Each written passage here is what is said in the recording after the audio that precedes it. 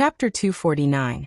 If the heavens don't take you, I will. In the palace, the sound of preaching continuously echoed, immersing the cultivators in the plaza, making it difficult for them to extricate themselves.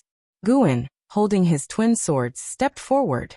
Against the seven-star spirit realm, he did not intend to reach the level of exterminating everyone. He only wanted to slaughter the high-ranking members to disperse the seven-star spirit realm on this continent.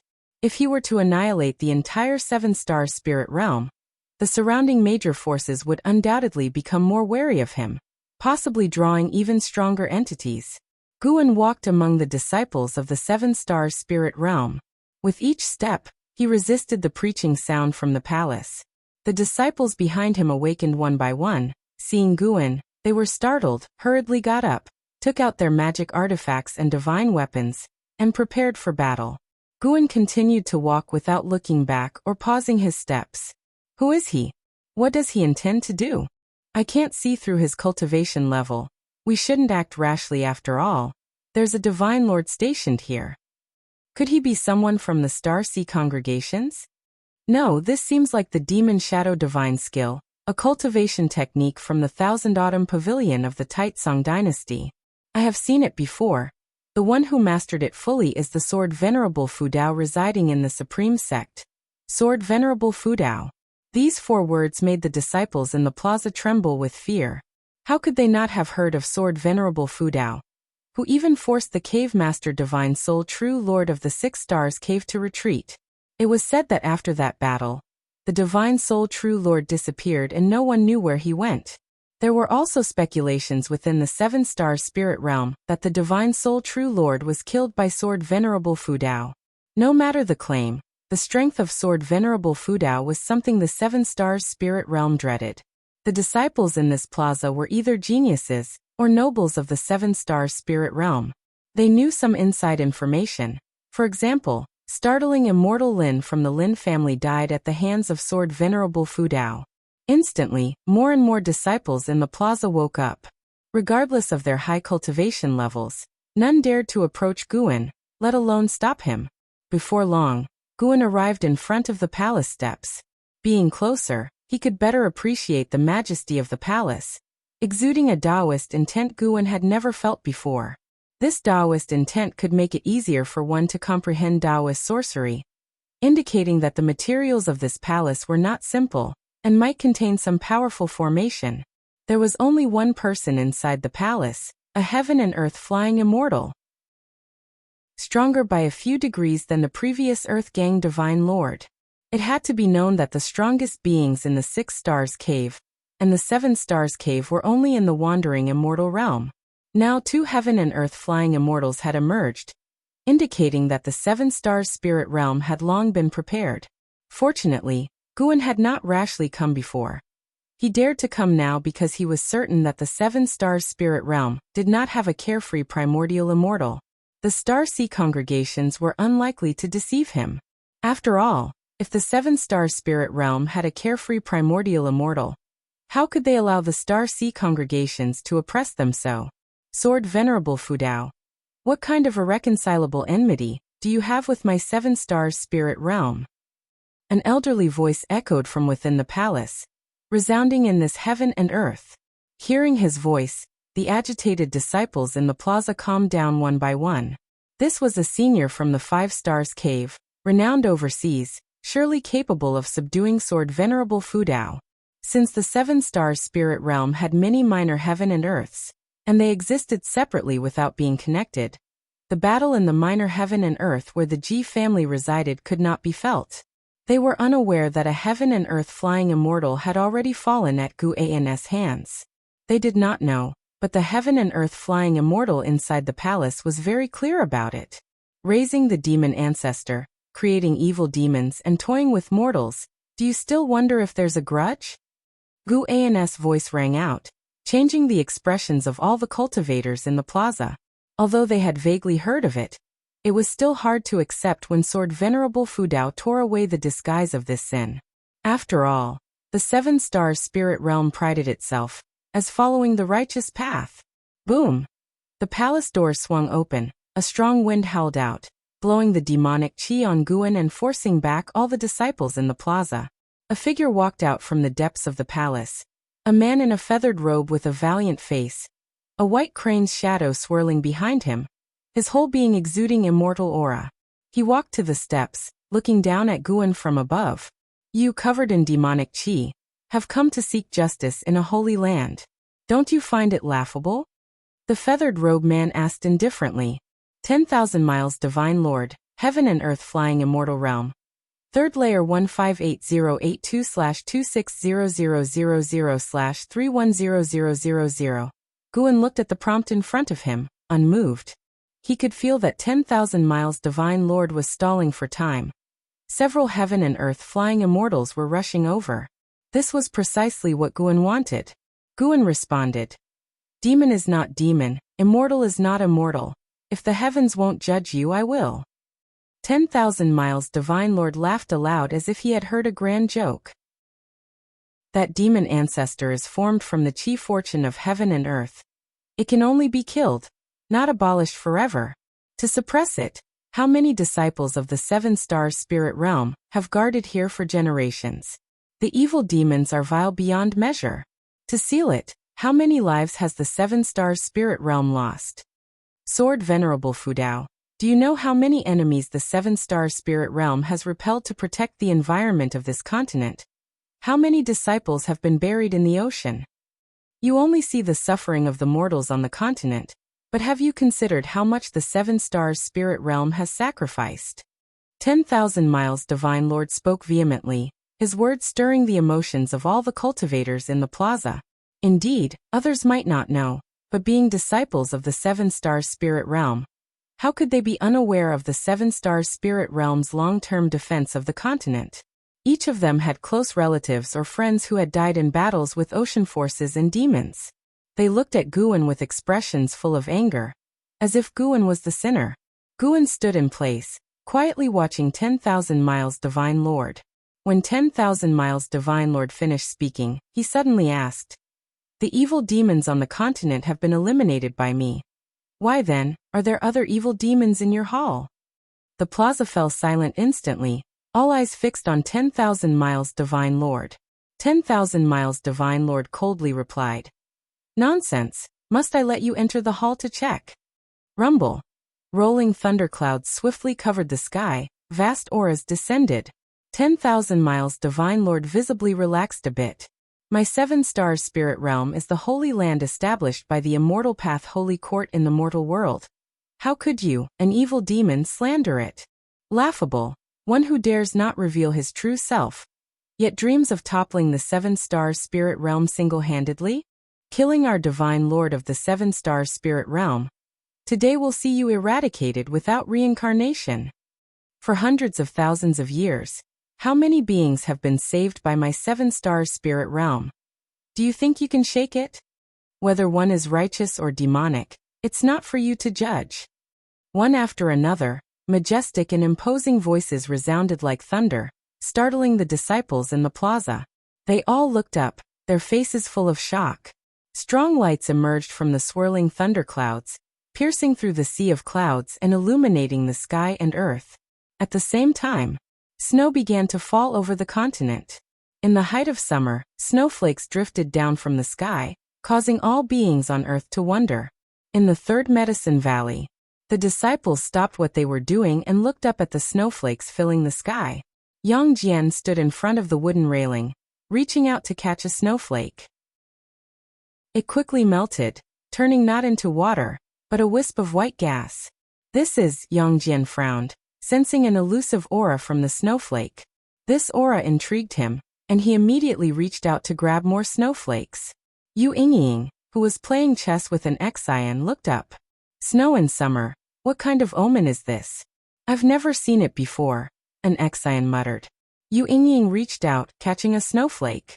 It turned into a wisp of white gas and dissipated. Her expression changed slightly and she whispered, Heavenly snowfall, snow turning to gas, this is abnormal. Could it be the legendary sign of an immortal's fall? An Xian asked curiously, What is the sign of an immortal's fall? Yu Yingying replied, I've heard that when a high Dao level immortal falls, heaven and earth would produce an anomaly, as a testament to their lives' cultivation achievements. An immortal's fall? Is it on this continent or overseas? An Exian asked curiously. Yu Yingying looked up, her eyes complex, and answered, probably on this continent. Throughout the Supreme Sect, any cultivator exposed to sunlight was discussing this sudden anomaly in heaven and earth. Yilan also stepped out of her room and into the courtyard. She looked up with furrowed brows. Miles away, Wu Ju was similarly affected. Yet he seemed to attain an almost mystical state, as if comprehending something. In the Great Jiang dynasty in the Juhua sect, Jiang Qiong and the ghost mother of ephemera stood on the cliff's edge, reaching out to catch snowflakes. A sign of an immortal's fall. It appears the conflict between the seven-star spirit realm and the star sea congregations has reached an irreconcilable point. A high Tao level immortal has fallen, the ghost mother of ephemera said, frowning with worry. Jiang Qiong smiled. The more fiercely they fight, the better it is for us.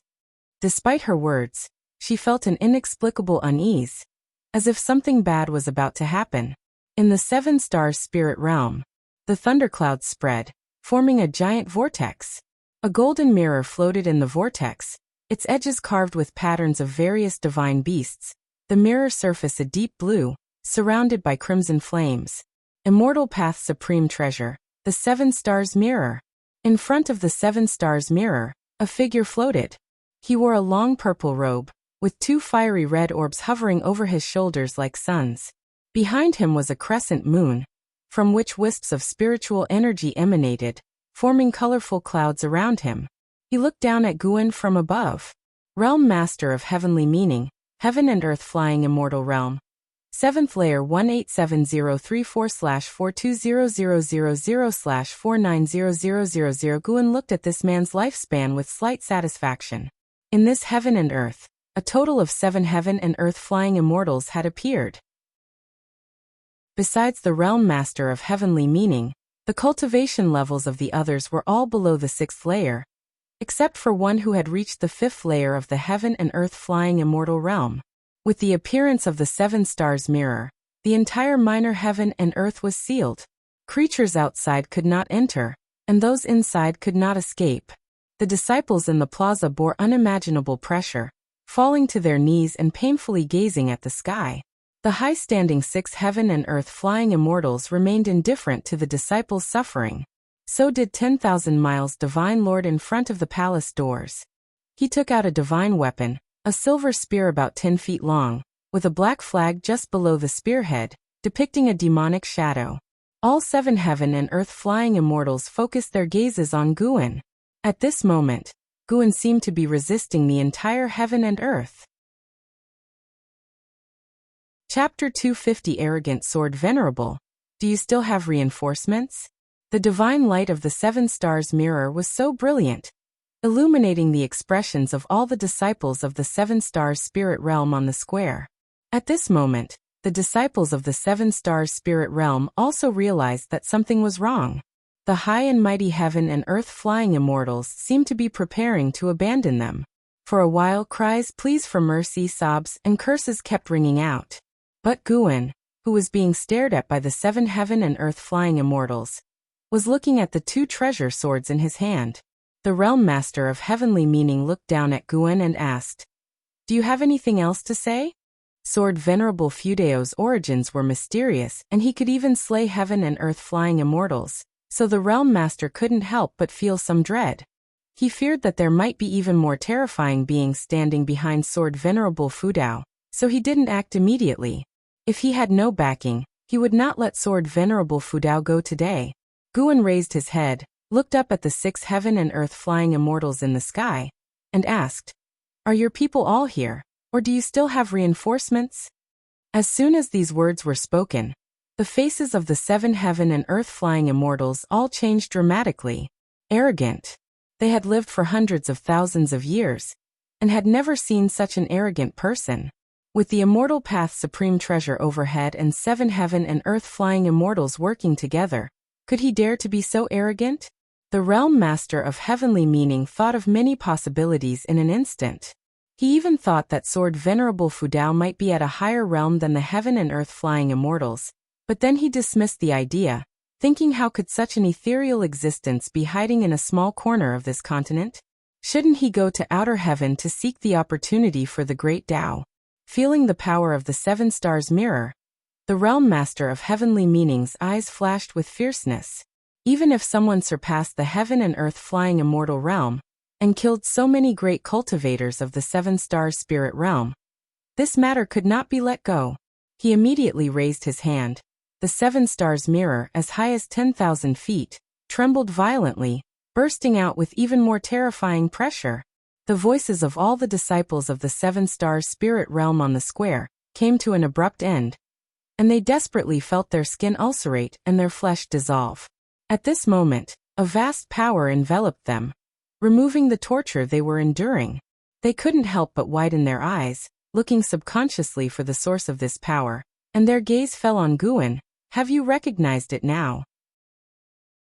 Is this the Holy Land you think it is? Guan's voice rang out, making the faces of the disciples of the Seven Stars Spirit Realm look complicated. They were all the talented disciples of the Six Stars Cave and Seven Stars Cave, believing they had a great role in bearing the future of the Seven Stars Spirit Realm. Yet now, they were being abandoned by the Seven Stars Spirit Realm without any fault of their own. How could they accept this? The 10,000 miles Divine Lord also flew under the Seven Stars Mirror.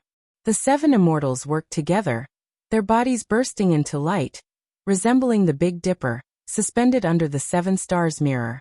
Their mana merged with the aura of the Seven Stars Mirror, making the pressure of the Seven Stars Mirror even more formidable. Guan looked up at them, feeling emotional. So this was the power of the Immortal Path's supreme treasure? He felt that the power displayed by the Seven Stars Mirror at this moment had already surpassed that of the heaven and earth flying immortals.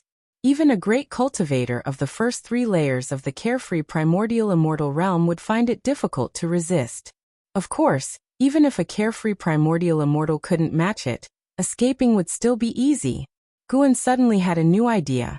He asked aloud, "Gentlemen, if I shatter this dark sky, can you bring brightness to this land?" Upon hearing this, the seven heaven and earth flying immortals frowned. The disciples of the Seven Star Spirit Realm on the square were all stunned. Before they could react, Guan slashed his sword. His right hand held the heavenly residence sword. His wrist rotated, with the tiger's mouth facing downwards, and the blade slashed upwards. His posture was so casual. This sword seemed to have no powerful momentum. Yet as the sword slashed the sky, flames and air blasts dissipated. The seven heaven and earth flying immortals in front of the Seven Stars Mirror could not evade, and were directly turned to ashes. Boom! The Seven Stars Mirror was struck by sword chi, shaking violently. The thunderclouds above were directly cleaved, and sunlight poured down. The tens of thousands of geniuses of the Seven Stars Spirit Realm on the square were all dumbfounded, unable to believe their eyes.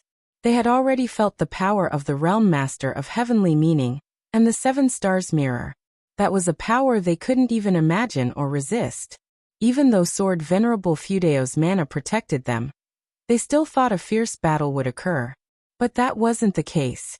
One sword to annihilate. Crushing and devastating. It seemed as if they hadn't killed the strongest of the Seven Stars Spirit Realm, but rather the cloud waves in the sky.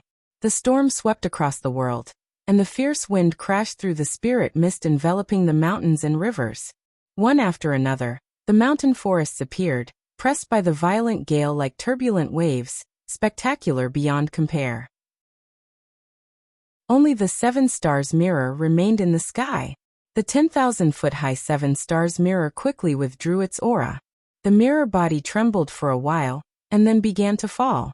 You have successfully taken 25,709 years of life from the Realm Master of Heavenly Meaning, seventh layer of the Heaven and Earth Flying Immortal Realm. You have successfully taken 10,041 years of life from the 10,000 miles Divine Lord, third layer of the Heaven and Earth Flying Immortal Realm. You have successfully taken 18,116 years of life from the Divine Lord Shaoling, fifth layer of the Heaven and Earth Flying Immortal Realm. A total of 6 messages appeared in front of Guan, making Guan secretly puzzled. Why was one person missing? Guan remembered that person, named Thousand-Faced Divine Lord, with a cultivation level of the 4th layer of the heaven and earth flying immortal realm. He clearly felt that the 7 heaven and earth flying immortals all turned to ashes, and it was impossible for anyone to escape. Could it be that this person had other avatars? If so, why could he still sense their lifespan? Guan's divine sense quickly enveloped the continent, and kept expanding but couldn't find any trace of the Thousand-Faced Divine Lord. This opened his eyes. The Thousand-Faced Divine Lord was quite a character, able to escape from his hands, even more capable than the Realm Master of heavenly meaning at the 7th layer of the heaven and earth flying immortal realm. Guan suddenly gained more than 80,000 years of life. Previously, when he killed the cultivators of the Luo family, he had also gained more than 50,000 years of life. This time he gained nearly 130,000 years of life, which was quite good, saving him months of effort. The most important thing was to eliminate potential threats. Guan raised his hand, storing the now shrunken 7 stars mirror in his hand. He probed it with his divine sense, overbearingly destroying layers of restrictions, quickly finding the immortal spirit, and forcibly making it acknowledge him as its master. The storm in the world was still surging. The cultivators on the square looked up, remaining silent for a while before accepting the fact that they had survived. Thump! A cultivator suddenly knelt down, facing Guan, and began to kowtow. With someone taking the lead, others followed suit and kowtowed. Over 10,000 people bowed to Guan, making a rather magnificent scene. It is up to you to change the 7 stars spirit realm on this land. If it continues to be like before, named as a holy land but practicing evil, I will return. Then it won't be just the high-ranking members who will die. Guan's voice rang out, and he slashed towards the palace with the Qinghong sword in his left hand. Boom! A sword chi swept out, forcefully splitting the palace into 2, immediately turning it into ashes. Such overwhelming power at his fingertips made the kneeling cultivators tremble in fear, and at the same time, they felt a fervent admiration for Guan's sword. Venerable Fudao was not only powerful but also saved them. How could they harbor resentment? If they were to hate anyone, it would be those high-ranking members who wanted to kill them. At this moment, they all widened their eyes. As the palace turned to ashes, demons flew out. Their aura was all that of evil demons, with male, female, and even demon forms. They wailed and were ultimately obliterated by the wind. Exterminating a group of evil demons did not bring Guan any lifespan, but it gave the geniuses of the 7 stars spirit realm a tremendous mental shock. How could the Holy Land nurture so many evil demons? When they came back to their senses, Guan's figure was already gone. A teleportation array appeared in the distant sky, and countless cultivators surged in. The genius disciples on the square were still in shock, recalling everything that had happened earlier, feeling like they were in a dream. In a dim palace, a woman in a purple dress watched as the 6 oil lamps at the highest point of the wall went out simultaneously. Her eyebrows immediately furrowed. The young ghost boy on her shoulder widened his eyes and exclaimed in shock. Have the realm masters fallen? How is that possible? The highest oil lamps represented the pinnacle of power in the 7 stars spirit realm. The oil lamp of the realm master of heavenly meaning was particularly large, like a moon surrounded by stars. At this moment, a figure appeared out of thin air beside the woman in the purple dress. As soon as this person appeared, he couldn't help but spit out a mouthful of blood. He immediately sat down to cultivate energy, suppressing the chaotic chi and blood in his body. The woman in the purple dress turned to look at him, her eyebrows furrowing even more tightly. Thousand-Faced Divine Lord, what on earth happened? Why did the realm masters all fall? The woman in the purple dress asked. The person cultivating energy was none other than the Thousand-Faced Divine Lord who had escaped from Guan's hands. He was wearing a blue robe, with long hair draped over his shoulders, and his face was as delicate as a woman's. At this moment, his complexion was extremely pale, and his lips were still trembling. The 6 Stars Cave was attacked, and the realm masters thought the Star Sea congregations were attacking, so they went to support. We encountered Sword Venerable Fudao from the continent. He annihilated us with a single sword. The power of the 7 stars mirror couldn't withstand his sword chi. The 7 stars mirror has now fallen into his hands. The thousand-faced divine lord said tremulously. He opened his eyes, filled with despair, and said, he was too strong. The heaven and earth flying immortals were like dust before him.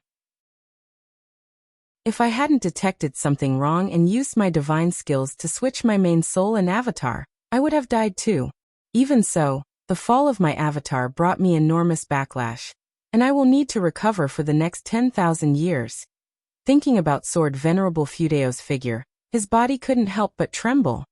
He then looked at the woman in the purple dress and said, Second Cave Master, the 7 stars spirit realm is finished. The 7 heaven and earth flying immortals are dead, leaving only you and me. With the 7 stars mirror in Sword Venerable Fudeo's hands, we are powerless to resist the Star Sea congregations. We need to make plans early. The woman in the purple dress was the 2nd cave master of the 7 stars spirit realm. After listening to the thousand-faced divine lord, she fell into silence. Recently, the 7 stars spirit realm had been repeatedly suppressed by the Star Sea congregations. She had considered the possibility of their demise, but didn't expect it to come so quickly. In just one day, 7 heaven and earth flying immortals had fallen. Heaven and earth flying immortals were the foundation of the 7 stars spirit realm. Plans. What plans can we have? Moreover, the gate to the divine exotic realm has already opened. Once the catastrophe descends, entangled by karma, escaping to outer heaven would be useless. The 2nd cave master said, her gaze eerie, as if thinking about something. The thousand-faced divine lord used his power to suppress his injuries and said, I don't care. I must leave the 7 stars spirit realm. I have cultivated for tens of thousands of years, and don't want my path to end abruptly. If there is something I can do to help in the future, feel free to ask. But I do not want to fight Sword Venerable Fudao again.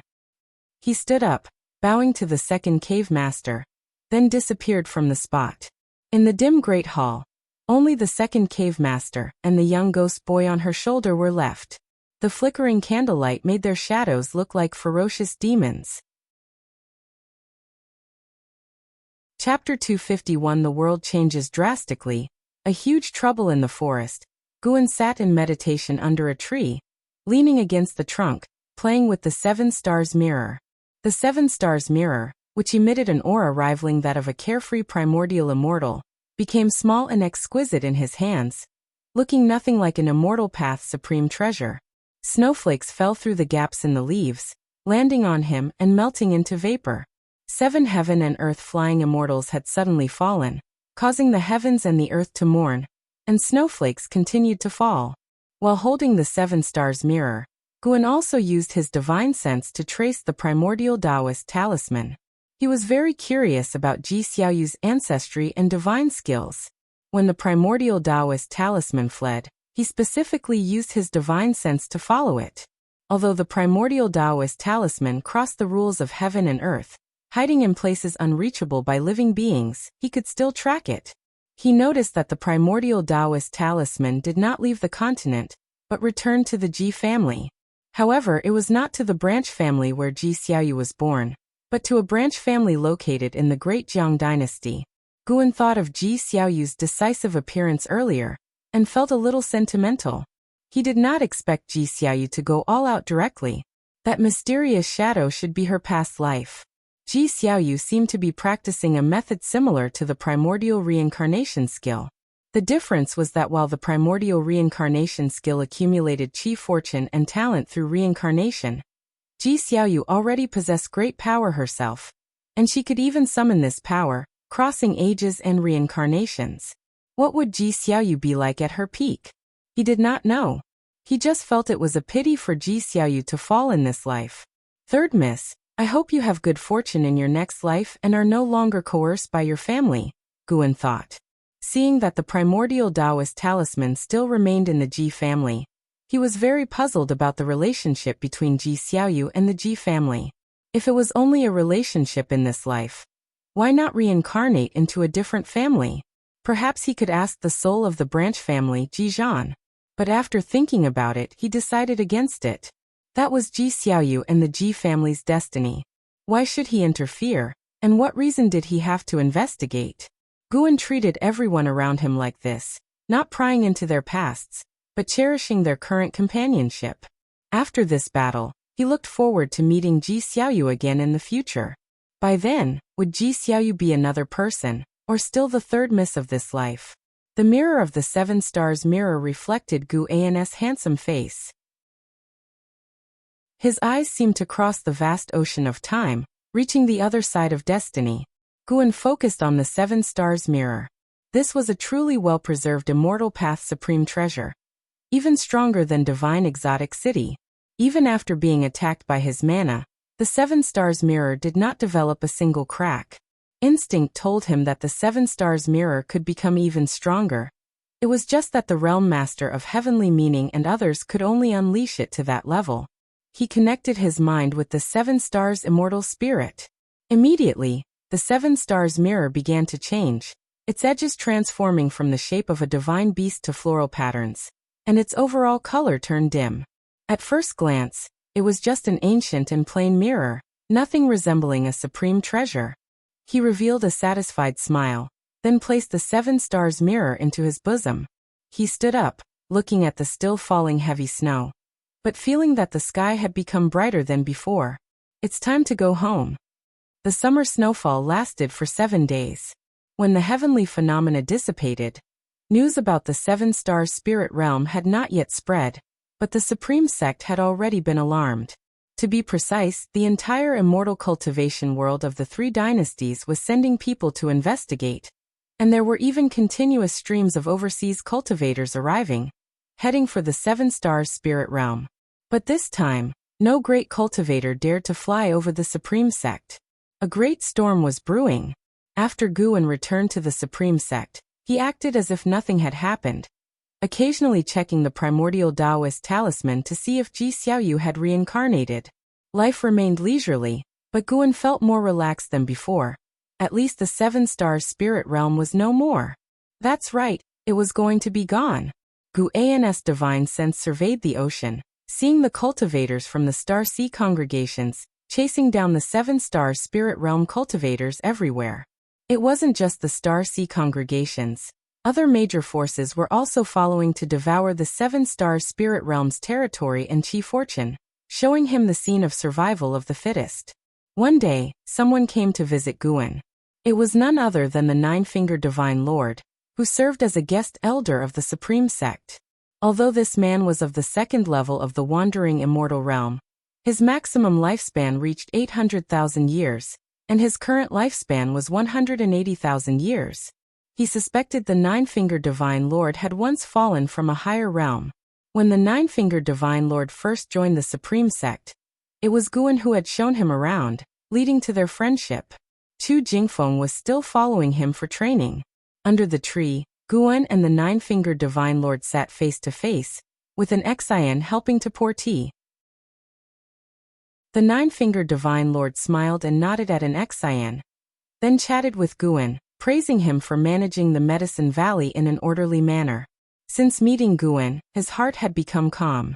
Overseas, no matter where he went, the air was filled with scheming and power struggles, but Gu An's Medicine Valley had a sense of tranquility, and he felt this atmosphere was related to Guan himself. He had also inquired about Guan from Chu Jingfeng, and Chu Jingfeng's evaluation of Guan was the same as his own. He definitely wouldn't imagine that I have the cultivation level of the 2nd level of the wandering immortal realm. Also, it's probable he hasn't heard of the term wandering immortal in this short life. The 9-fingered Divine Lord held the tea bowl, looking at Guan with a smile. Guan raised his bowl as well and smiled back at him. If this old fellow knew I was at the 9th layer of the carefree primordial immortal, could he remain this calm? Guan thought, finding it very amusing. The 9-fingered Divine Lord suddenly said, "Lately the world has been unstable, you need to be careful, try to stay out of the valley as much as possible." Hearing this, Guan frowned and asked, "Senior, has something major happened?" The 9-fingered Divine Lord hesitated for a moment, then softly said, "To be honest, the holy land of this continent, the 7 star spirit realm, is about to collapse. This will inevitably affect the balance of both the continent and the ocean. Without the pressure of the 7 star spirit realm, It's inevitable that more great cultivators will invade this continent. Guan asked in surprise. How could that be possible? That's a holy land. The disadvantages of destroying the 7-star spirit realm hadn't escaped Guan's consideration. But there were pros and cons to everything. Even if the 7-star spirit realm wasn't destroyed, who knew what calamity it planned next? If it weren't for him, the immortal cultivation world of the 3 dynasties and the beings of the continent would have long perished in the demon calamity. Guan had a clear conscience. Considering his own safety, he only thought about being a savior. He never shouldered the world's safety. He was first a man, then an immortal. It's indeed incredible. That was a colossus standing for hundreds of thousands of years. I don't know who did it. The 9-fingered Divine Lord sighed. Guan asked, since the world is about to fall into chaos, why doesn't Senior stay in the Supreme Sect? The ocean is surely more dangerous than the continent, isn't it? He hoped to fully bring the 9-fingered Divine Lord into the Supreme Sect's camp, so he wouldn't have to deal with some minor threats. Truth be told, killing didn't have that much appeal to him, compared to the longevity offered by medicinal herbs. The 9-fingered Divine Lord nodded and said, I'm planning to stay for a while, because I have a suspicion in my mind. What suspicion? Haha, that I cannot tell you, lest you get entangled in karma. Really? Then please don't say it. Though I'm unaware of your realm, your world is definitely not one I can tread. Haha. Hearing Guan's words, the 9-fingered Divine Lord laughed heartily. Throughout his life, he had met many people, but few were as calm and open-minded as Guan. Although he hadn't revealed his true cultivation level, even his superficial level was enough to make most core formation realm cultivators go out of their way to please him. Guan was different. Their friendship was one of a gentleman's, without any interests involved, making him feel very comfortable. Guan didn't listen to him much. From time to time he would talk about amusing things in his valley. Though plain, they had a unique flavor to the 9-fingered Divine Lord. Having stood atop the clouds for so long, occasionally looking at the lives of mortals was quite nice. Later, Guan invited the 9-fingered Divine Lord to play a game of Go. After explaining the rules just once, the 9-fingered Divine Lord understood. At first, the 9-fingered Divine Lord's moves were messy, but after about 40 moves he started to develop his own strategy. From blind defense to strategic preparation, he improved rapidly. Guan became interested and started playing seriously. In the end he won. The defeated 9-fingered Divine Lord was not angry. Instead he looked at the board with interest, savoring Guan's strategies. Interesting, let's play again, the 9-fingered Divine Lord said, looking up. Guan then called out to Xiaochuan, who was passing by, asking him to play, stating that Xiaochuan was better than him, making Xiaochuan raise his chin. The 9-fingered Divine Lord didn't care who his opponent was as long as they knew how to play.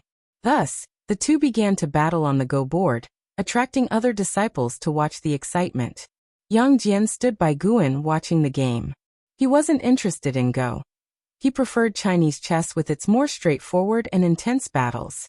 However, he could sense the 9-fingered Divine Lord's profound aura, indicating that this person was very powerful, prompting him to watch the excitement.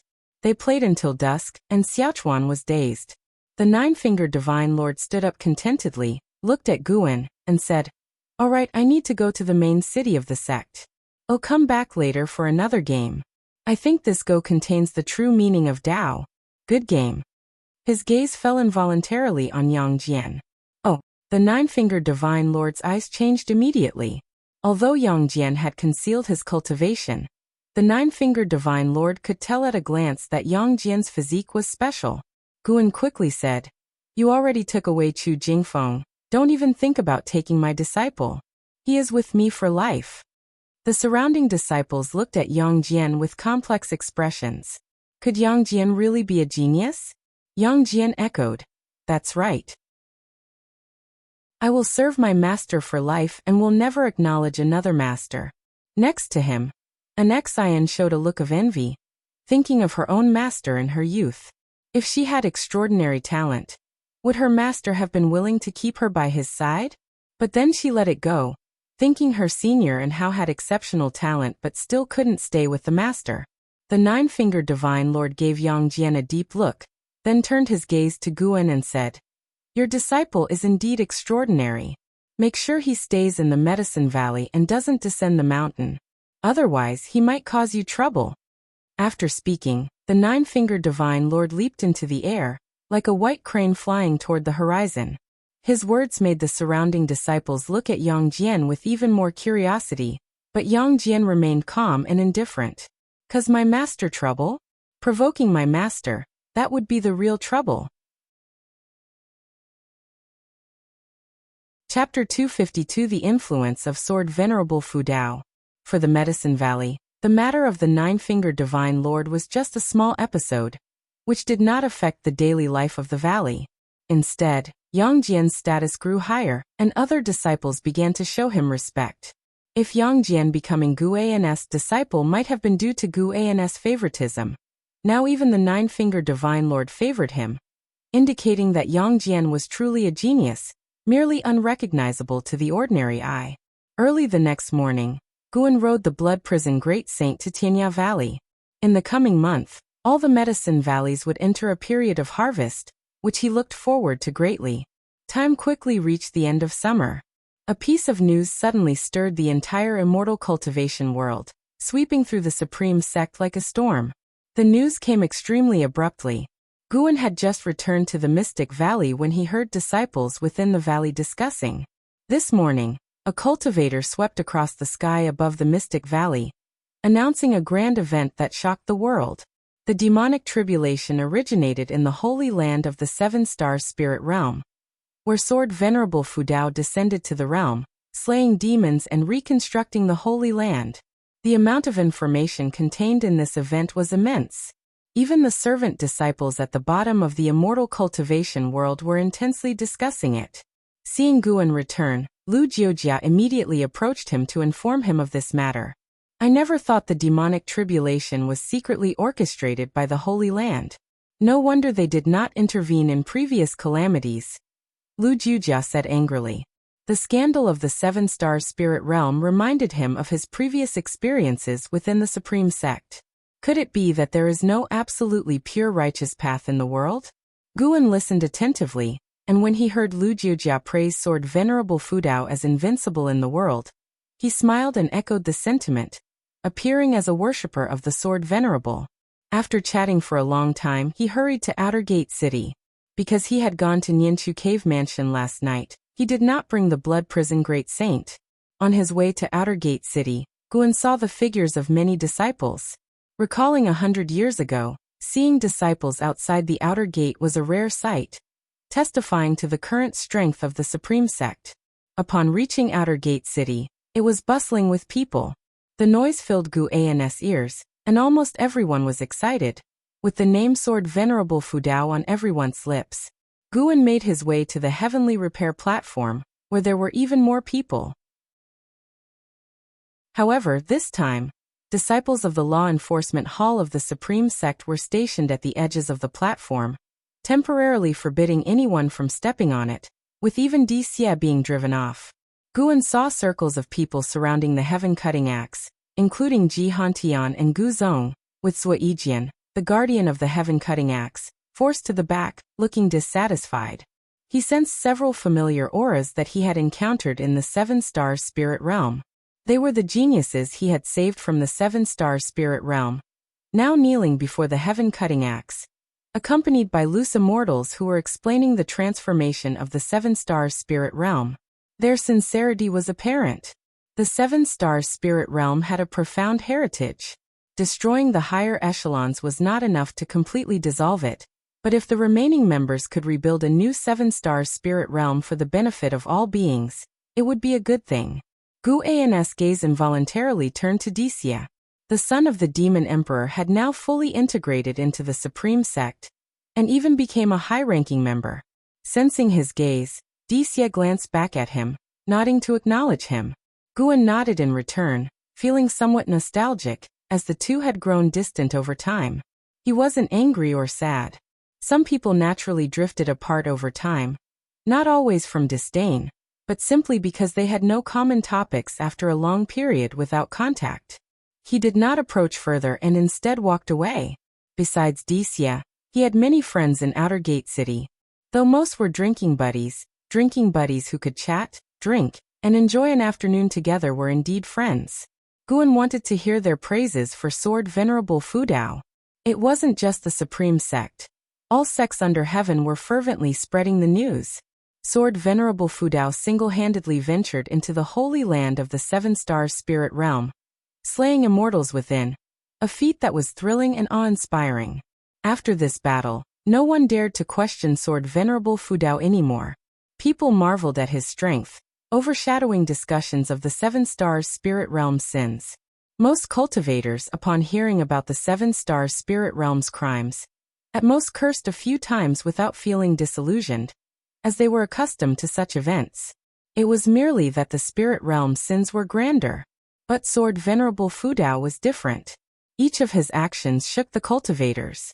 Every time they thought they had overestimated him, he would achieve another earth-shattering feat sweeping through a holy land alone. How exaggerated was that? Immortal cultivation was not like martial arts. The higher the realm, the harder it was to take on many opponents at the same level. The Seven Stars Spirit Realm, a holy land hiding immortals, could be swept through by one person. In the following days, Yilan, Zhenqin, Shenzhen, Guyu, Zuolin, Wuzhu, and others came to talk to Guan about this event, each extremely excited. Shenzhen, unable to contain her excitement, wanted to write a book about Sword Venerable Fudao, but was stopped by Guan, fearing she might offend the Sword Venerable. Though he had heard different people praise Sword Venerable Fudao, Guan still enjoyed it each time, never growing tired of it. After the first wave of excitement passed, the immortal cultivation world began to discuss the character of Sword Venerable Fudao. Despite annihilating the high-ranking members of the Seven Stars Spirit Realm, he offered them a chance, showing the true nature of an immortal to the world. Mighty and reckless, that was a demon. Strong yet benevolent, caring for all beings, that was an immortal. As the entire immortal cultivation world started worshipping Sword Venerable Fudao, many imitators emerged, some copying his name, others his style. One thing was certain, Sword Venerable Fudao was influencing the immortal cultivation world with his actions. One day, Guan arrived at the Mountain God Temple on the North Sea Mountains. Besides Sage Xian Miao, there were 3 other cultivators in the temple, seemingly resting there by chance. The 4 were discussing Sword Venerable Fudao. Sage Xian Miao, who mostly stayed there and seldom interacted with people, was shocked upon hearing that Sword Venerable Fudao had forced the Seven Stars Spirit Realm to reform. That was the Seven Stars Spirit Realm. A behemoth never dared to be provoked or even inquired about by their ancestors of the 3 Pure Ones Mountain, almost obliterated by Sword Venerable Fudao. Since the event was confirmed by cultivators of the Seven Stars Spirit Realm themselves, many details were revealed, solidifying Sword Venerable Fudao's strength. It was said that Sword Venerable Fudao didn't even use spells or divine skills, but with one sword he slew 7 immortals of the Seven Stars Spirit Realm. Even the Seven Stars Mirror, the Spirit Realm's supreme treasure, couldn't withstand one of his swords. Sage Xianmiao felt like he was listening to a story. Why did he feel that Sword Venerable Fudao was stronger than the Mountain God? No, both the Mountain God and Sword Venerable Fudao were mighty beings above all others. Perhaps they even knew each other. Sage Xianmiao's mind was filled with fantasies. Seeing that the 3 cultivators had no intention of leaving soon, Guan moved to the edge of the North Sea. He stood by the lake, gazing at the vast expanse of water, his divine sense probing the lakebed. Buried at the bottom was the immortal king crown, untouched to this day. Back then, deeming it dangerous, he buried it. Now, having dealt with the divine exotic city and the Seven Stars Mirror, he felt he could understand the immortal king crown. With a wave of his hand, the lake's surface rippled. The immortal king crown and the short flute capable of summoning the 9 Nether 13 evil immediately flew out, landing in his hand. He put the short flute into his storage bag, and held the immortal king crown with both hands. Under the sunlight, the dark gold immortal king crown shimmered, the grooves on it giving it an ominous appearance. Guan immediately sent his divine sense into the immortal king crown. Boom! A powerful aura burst forth, ruffling Guan's robes and stirring waves on the lake. It was quite a spectacle. Just as expected. The internal restrictions of the immortal king crown were similar to those of the Seven Stars mirror, but not as complete. Many restrictions were still recovering, indicating that it was a damaged immortal path supreme treasure, more damaged than the divine exotic city, lacking even the formation of a new immortal spirit. While probing the restrictions, Guan also learned about the immortal king crown. Besides containing immense power, the immortal king crown could also devour chi blood, accelerating its recovery. The evil emperor was drained of chi blood by the immortal king crown, leaving only his soul. The evil emperor was only at the Mahayana realm, unable to withstand the immortal king crown. But now, Guan at the 9th layer of carefree primordial immortal could easily endure it. Guan began to refine the crown's master recognition restrictions, making it his own dharma treasure. The process was complex, but having dealt with the divine exotic city and the Seven Stars mirror, it was no longer difficult for Guan. An hour later, Guan successfully made the immortal king crown recognize him as its master. He removed the hairband from his head and wore the immortal king crown, tying his hair beneath it. With a thought, the crown transformed from an emperor's crown to a Taoist's crown. Despite having many grooves, its reduced size made it less eerie, enhancing his ethereal aura. Guan took out the Seven Stars mirror and began to groom his hair. The more he looked, the more satisfied he felt. As expected, clothes do make the man, and adornments enhance even a Buddha's appearance. Even with his outstanding looks, fine decorations added to his charm. In the future, pairing it with exquisite robes will enhance my charisma, Guan thought to himself. After all, he was a core formation realm cultivator. Looking good did no harm. Although he aimed to cultivate discreetly, there was no need to live too restrained. If anyone targeted him for his refined appearance and refused to reason, Guan could only reason with them from a 9th layer carefree primordial immortal's perspective. He wandered by the lakeside, admiring the North Sea scenery until dusk. At dusk, a cultivator flew from the horizon, landing beside him and asked, "Taoist friend, may I ask which sect you are from?" Guan cast a lifespan detection at the other person. Guoguhong, Core Formation Realm 8th Layer 373/500/950, a very ordinary cultivator.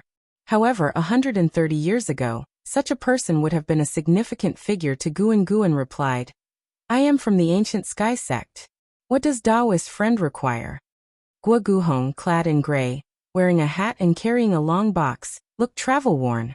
He glanced at the lake and said, "I heard that the North Sea has shown anomalies lately, with a supreme treasure about to emerge. I wonder if Taoist friend has heard anything about it."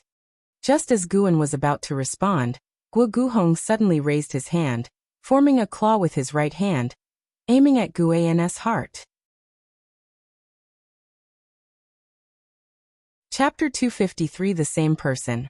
Guoguhong developed animosity towards you and harbored killing intent. Do you wish to perform lifespan detection on him? Seeing Guoguhong make a move against him, Guan only wanted to laugh. This fellow was truly vicious, striking as soon as the thought of killing arose, indicating that Guoguhong frequently engaged in such actions. Unfortunately, this time he chose the wrong opponent. Boom! As Guoguhong's claw touched Guan's chest, a force exploded, causing dust and stones to fly under Guan's feet, and stirring up ripples on the lake, while Guoguhong instantly turned to ashes. Guan raised his hand, brushed his temples and continued forward, dispersing the ashes that had been Guoguhong with a step. The prompt to seize lifespan was directly ignored by him, because the lifespan was too short. The North Sea shimmered with the light of a setting sun, and a large fish leaped at the end of the lake, resembling a crescent moon in midair. The sun set and the moon rose. 2 days later, Guan, in the form of a mountain god, arrived at the mountain god temple. The small figure jumped down from the eaves, and Sage Xian Miao, upon hearing the movement, opened his eyes. Seeing it was Guan, he quickly stood up and saluted. "How is the cultivation of medicinal herbs going? I need more herbs for my alchemy." Guan landed on the ground and walked towards the courtyard gate, asking. Sage Xian Miao stood behind him, like a mountain, but the posture was very respectful. "Not bad. But I wonder how much you need," Sage Xian Miao replied. Then they left the mountain god temple and began to gather medicinal herbs. During this time, Sage Xianmiao narrated the events that had occurred recently, even mentioning who had passed by the mountain god temple. He indeed did not lie. As the carefree primordial immortal, Guan could see the past events here. And Sage Xianmiao did not hide anything. Guan was not interested in the matters he talked about, but he was satisfied with his attitude. Having guarded this place for decades, Sage Xianmiao's attitude remained devout, and Guan felt it necessary to reward him. After Guan finished gathering herbal materials, the two arrived at an open space. He still left half of the herbs for Sage Xianmiao. Sage Xianmiao wanted to discuss Sword Venerable Fudao with the mountain god, but he did not know how to start, so he remained silent for a moment. You have been diligent over the years. I am very pleased. Would you like to learn a sword technique? Guan stood on a rock, looked at Sage Xianmiao, and asked with a smile. Upon hearing this, Sage Xianmiao was stupefied for a moment and instinctively replied, "Of course I would." Guan raised his hand and pointed his index finger at him remotely. In an instant, Sage Xianmiao fell into a daze. He did not know how much time passed. Sage Xianmiao gradually woke up. When he opened his eyes, he no longer saw the mountain god's figure. The sunset cast dappled shadows of leaves on his face in the forest. Vast star-suppressing heaven-boundless sword. Sage Xianmiao was shocked. Could such a profound sword technique exist in the world? Moreover, why did this sword technique seem somewhat similar to his Li family's sword technique? However, he had been cultivating at Three Pure Ones Mountain since childhood. Although he was related to the Taitsong imperial family by blood, he had not delved into the Li family's heritage. The mountain god also knows the sword Dao. I wonder how his swordsmanship compares to Sword Venerable Fudao's. Sage Xianmiao couldn't help but think. After hearing about Sword Venerable Fudao's prowess, he always speculated about Sword Venerable Fudao's cultivation level unconsciously. He had to admit that Sword Venerable Fudao's personal charm was indeed compelling, making his heart yearn. Remorseful. How could I be disloyal to the mountain god? Sage Xianmiao struggled to suppress his inner turmoil, but another thought arose within him. A thought even he could hardly believe.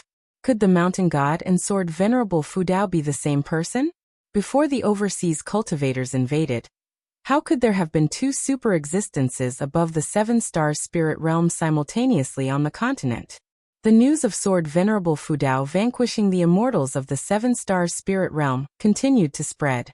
In the following days, the Supreme Sect and the seven-star spirit realm announced their friendship, pledging to protect the people of the mainland together henceforth, setting an example for the righteous path, which established the Supreme Sect as the foremost sect in the immortal cultivation world of the three dynasties.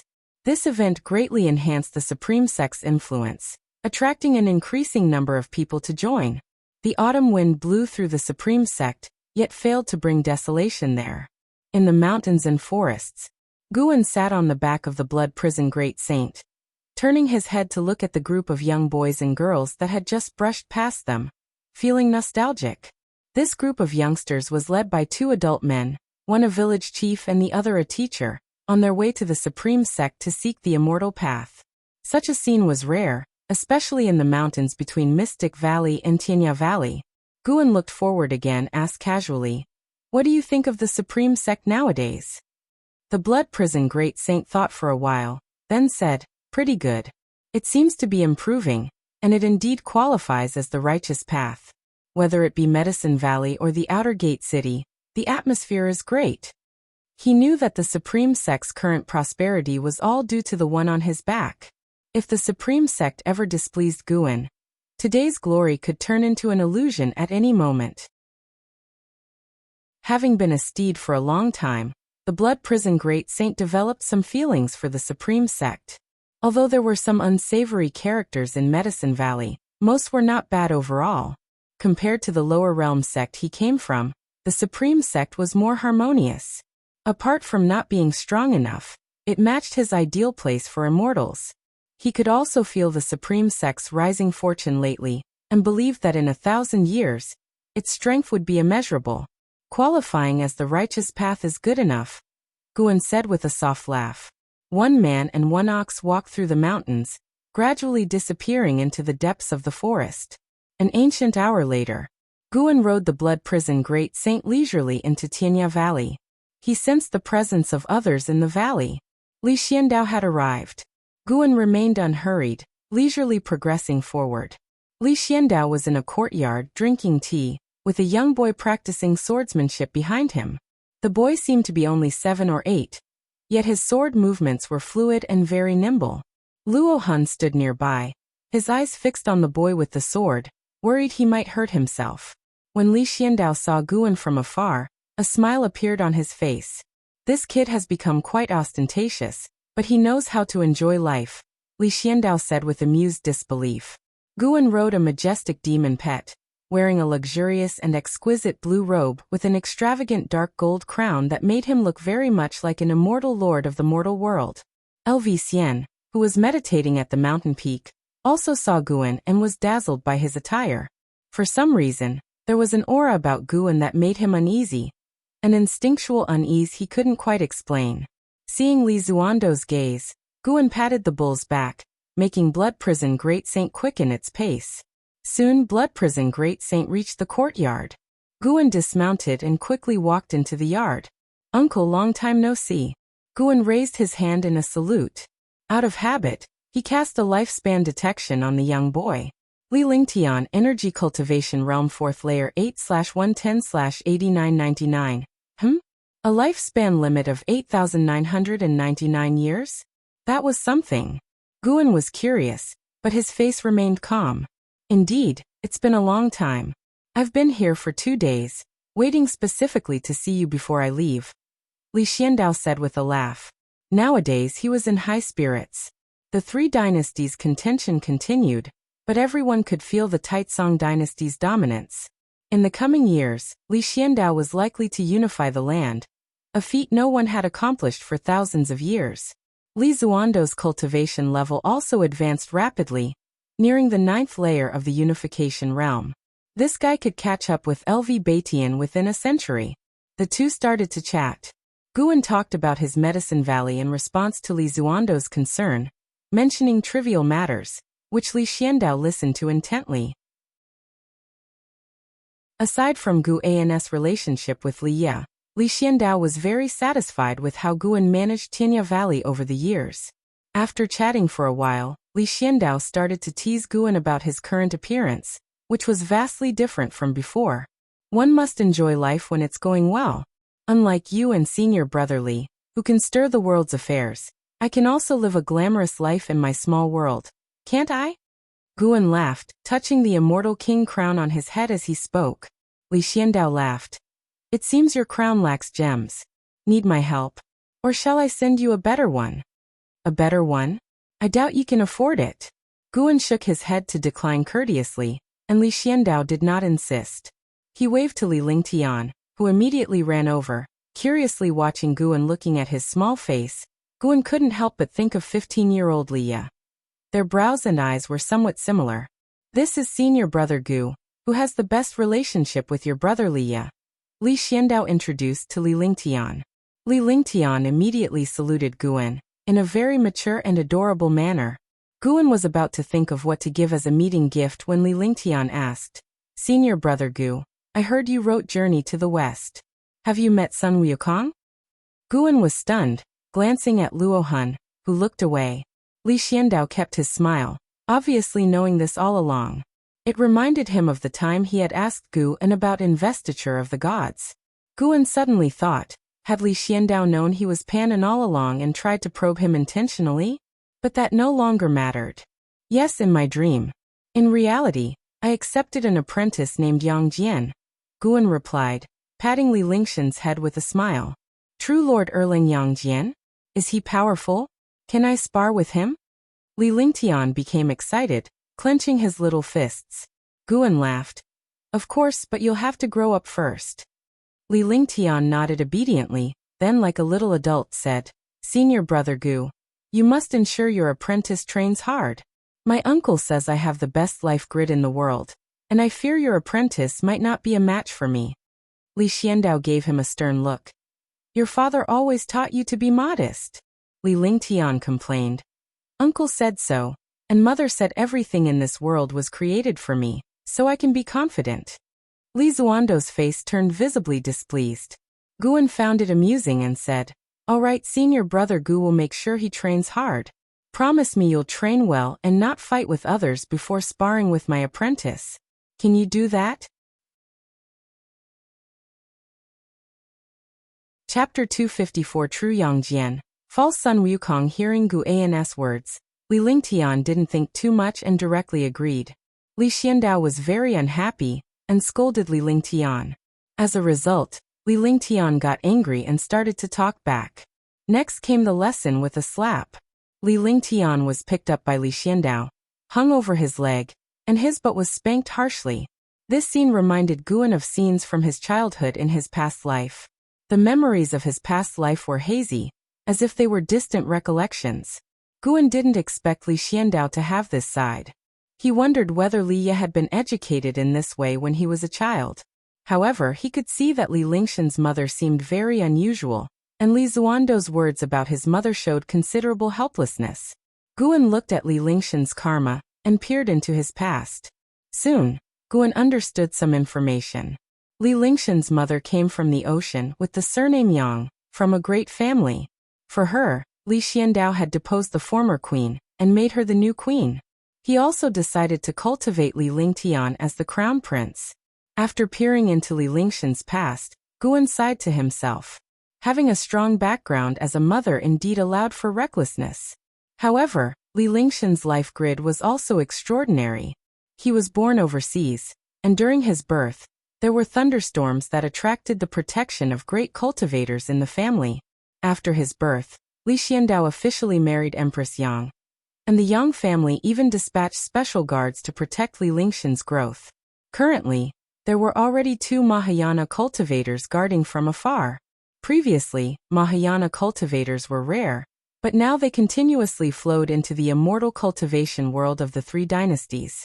Perhaps the Yang family also saw the potential of this continent and made an advance bet, with Li Xiandao, who was about to unify the 3 dynasties, being a good candidate. Li Lingtian was indeed extraordinary. No matter how much Li Xiandao hit him, he didn't cry. Instead, he stubbornly glared at Li Xiandao. This boy was simply a little demon king, and in the future, Li Xiandao and Li Ye would probably suffer. "Uncle, that's enough. The child can be taught slowly in the future. Right now he didn't actually do anything wrong, it was just his way of speaking. I didn't feel offended." Guan spoke up, giving Li Xiandao a way out.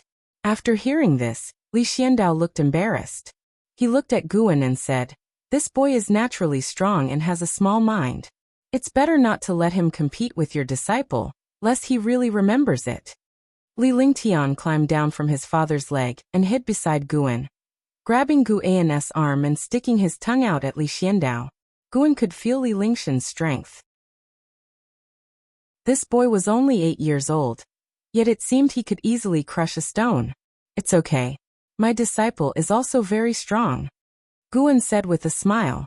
Upon hearing this, Li Xiandao could only shake his head and not persuade further. He thought that in this world, only An Hao could be compared to his youngest son. Even LV Xian was not as talented as Li Lingtian. After that, Li Xiandao changed the topic to talk about Sword Venerable Fu Dao. At the mention of this topic, Guan became excited and discussed it eagerly with him. Li Xiandao thought he was also an admirer of Sword Venerable Fu Dao, which was quite normal. Even he, the Emperor of Taizong, felt his blood surge upon hearing about Sword Venerable Fu Dao's deeds. Much less ordinary cultivators with low cultivation levels? After chatting for an ancient hour, Li Xiandao left with Li Lingtian. Before leaving, Li Lingtian waved at Guan and said, "Senior brother Gu, don't let Yang Jian forget this matter. When I grow up, I will come to duel with him." Guan nodded with a smile, secretly looking forward to Li Lingshan's defeat. In terms of ultimate lifespan, Yang Jian's was higher. In terms of age, Yang Jian was older. And in terms of teachers, could Li Lingtian find a master like the carefree primordial immortal? Given that Li Xiandao treated him well, he would properly guide Li Lingtian to prevent him from straying onto the wrong path. After collecting the medicinal herbs, Guan rode the blood prison great saint to leave. After traveling 100 miles away from Tianya Valley, the blood prison great saint said, "Master, that boy's chi blood is not simple." He could tell at a glance that Li Lingshan's bones were extraordinary and his chi fortune was special. Indeed not simple. But do you think he can compare to Jianer? Guan asked casually. Definitely not. There is no one more monstrous than that boy. Mentioning Yang Jian, the blood prison great saint sighed deeply. He watched Yang Jian transcend the mundane, which made him revere Guan even more. It was Guan who discovered Yang Jian. Otherwise, Yang Jian might have been as mediocre as other disciples in the valley for a lifetime. The cultivation technique I taught you must be diligently practiced. 1,000 years later, this world might be a completely different place. Even if Mahayana remains powerful, its status will surely be lower than now. Master, rest assured, I will not disgrace you. It's not about disgracing me. You cultivate for yourself. Hee, I plan to follow you for life. You Oxhead, are you planning on sticking with me? I hope Master will show mercy. The collapse of the 7-star spirit realm caused greater turmoil over the ocean. When Guan went to a mortal-seeking island, many people were discussing it. At the private gathering of Sage Tanghai that he attended, those cultivators were also amazed by Sword Venerable Fudeo's strength. After this battle, the name of Sword Venerable Fudao spread across the sea, gaining wider fame than on the continent. The turmoil at sea didn't affect the continent. The Star Sea congregations and the surrounding major forces did not dare touch the continent where Sword Venerable Fudao resided. Instead, many cultivators rushed to the continent seeking opportunities. In this context, the continent welcomed peace. Gu An's life also became more stable. He focused on planting medicinal herbs, waiting for the outer world cave to yield a harvest. During the waiting period, he continuously expanded the cave, planting more medicinal herbs. Nowadays he could move the outer world cave, so he felt more secure in planting. Tianqing and Tian Bai helped Tianyao with many affairs, and there had been no incidents in the outer world cave and Nianshu cave. In the blink of an eye, time flew by. 10 years passed. This year, Xiaochuan released his primordial reincarnation skill, breaking through to the foundation establishment realm. His ultimate lifespan reached 286 years, far less than Yi Lan's. This was related to his attitude towards cultivation. He was not as diligent as Yi Lan. No matter what, Xiaochuan could at least live another 100 years. After releasing his cultivation level, Xiaochuan bade farewell to Guan. He planned to return to his hometown and experience the life of an ordinary person again. If possible, he would have children. Although Guan did not see him off, he protected Xiaochuan along the way with his divine sense, fearing any mishap. Half a month later, when Xiaochuan returned to his hometown, Guan temporarily shifted his attention away from him. In the middle of summer, the Third Medicine Valley welcomed visitors. Guan personally greeted them, and saw a man and woman walking from the valley entrance. Yang and I, Divinity Transformation Stage 5th Level 318/1200/1360. Li Lingtian Foundation Establishment Realm 9th Layer 18/350/8999. Guan's gaze fell on Yang and I. She was Li Ya's mother's younger sister. When the ephemera sect caused trouble back then, she was involved. After protecting Guan for a while, she left. Over the years, Guan would occasionally catch glimpses of her with his divine sense. She wandered all over, cultivating in various places. She occasionally encountered trouble, but on the whole lived fairly well. Yang and I was dressed in red, with a treasure sword at her waist. Her face was still as delicate. She seemed a bit dazed seeing Guan from afar. The boy she once needed to protect had now become a core formation realm cultivator, and his appearance had also greatly changed. Following Yang and I, Li Lingtian glanced around, seemingly looking for someone. The 18-year-old Li Lingtian wore white clothes with gold patterns, and a golden dragon pearl crown on his head. He had an elegant demeanor. Honestly, Guan thought he was more handsome than Li Ya. The arrival of these two attracted many disciples' attention, but seeing Guan personally step up to greet them, they did not approach. Yang and I, long time no see. Guan said with a smile as he approached the two. Yang and I eyed Guan and said, "It's been years, you boy. Your aura has changed greatly. You finally look like a cultivator. Guan smiled and said, not too bad. He looked at Li Lingtian, pretended to hesitate and asked, you are? Li Lingtian also eyed Guan, then laughed and said, Senior brother Gu, it's me Li Lingtian. I have come to fulfill my appointment. After saying this, his gaze drifted into the distance, searching for Yang Jian. Guan shook his head and chuckled, then invited Yang Anai and Li Lingtian to sit down and chat. However, Li Lingtian insisted on a duel first. Guan had no choice but to call Yang Jian. Then he took them out of the valley to find a secluded place for the duel. Li Lingtian thought Guan was worried about losing face, so he did not refuse. Along the way, Li Lingtian kept staring at Yang Jian with eager eyes, making Yang Jian uncomfortable. 10 years had passed, and Yang Jian's cultivation level had reached the 8th layer of the core formation realm. His apparent cultivation level brought up to the foundation establishment realm. Guan walked in front, chatting with Yang Anai, catching up on old times. She had many things to say upon seeing Guan again. She didn't come with Li Lingtian. Li Lingtian had insisted on coming when he overheard Li Xiandao arrange for her to come to the Supreme Sect. Empress Yang also has the surname Yang, I wonder? Guan suddenly asked. Yang and I glared at him and said, don't ask. We can't compare to the Empress Yang family. Clearly, although they shared the same surname, they were not related. Li Ya's mother, Ms. Yang, was the woman Li Xiandao once loved most. He even gave her the heavenly residence sword. Now Li Lingshan's mother also had the surname Yang, making Guan speculate a lot. Could it be that Li Xiandao was drawn to Empress Yang because of her last name rather than her background? By the way, that boy Li Lingtian has no sense of control. If he hurts your disciple, don't mind. Don't worry, I will be watching carefully and intervene promptly to prevent serious injury. Yang and I reminded. Guan smiled and said, it's fine. They are both in the Foundation establishment realm. It's normal to get hurt during a duel. If Li Lingtian was about to be beaten to death, he would also intervene. Behind them, Li Lingtian looked at Yang Jian and finally spoke. You are called Yang Jian? Why this name? Yang Jian replied. Because I liked reading Investiture of the Gods and Journey to the West when I was young. Coincidentally, I also like it. But I prefer Sun Wukong. Is it Yang Jian versus Sun Wukong today? I just don't know if you are the real Yang Jian. Li Lingtian said with a grin. Yang Jian glanced at him and said, I also like Sun Wukong. Whether I'm the real Yang Jian, this fake Sun Wukong will soon know.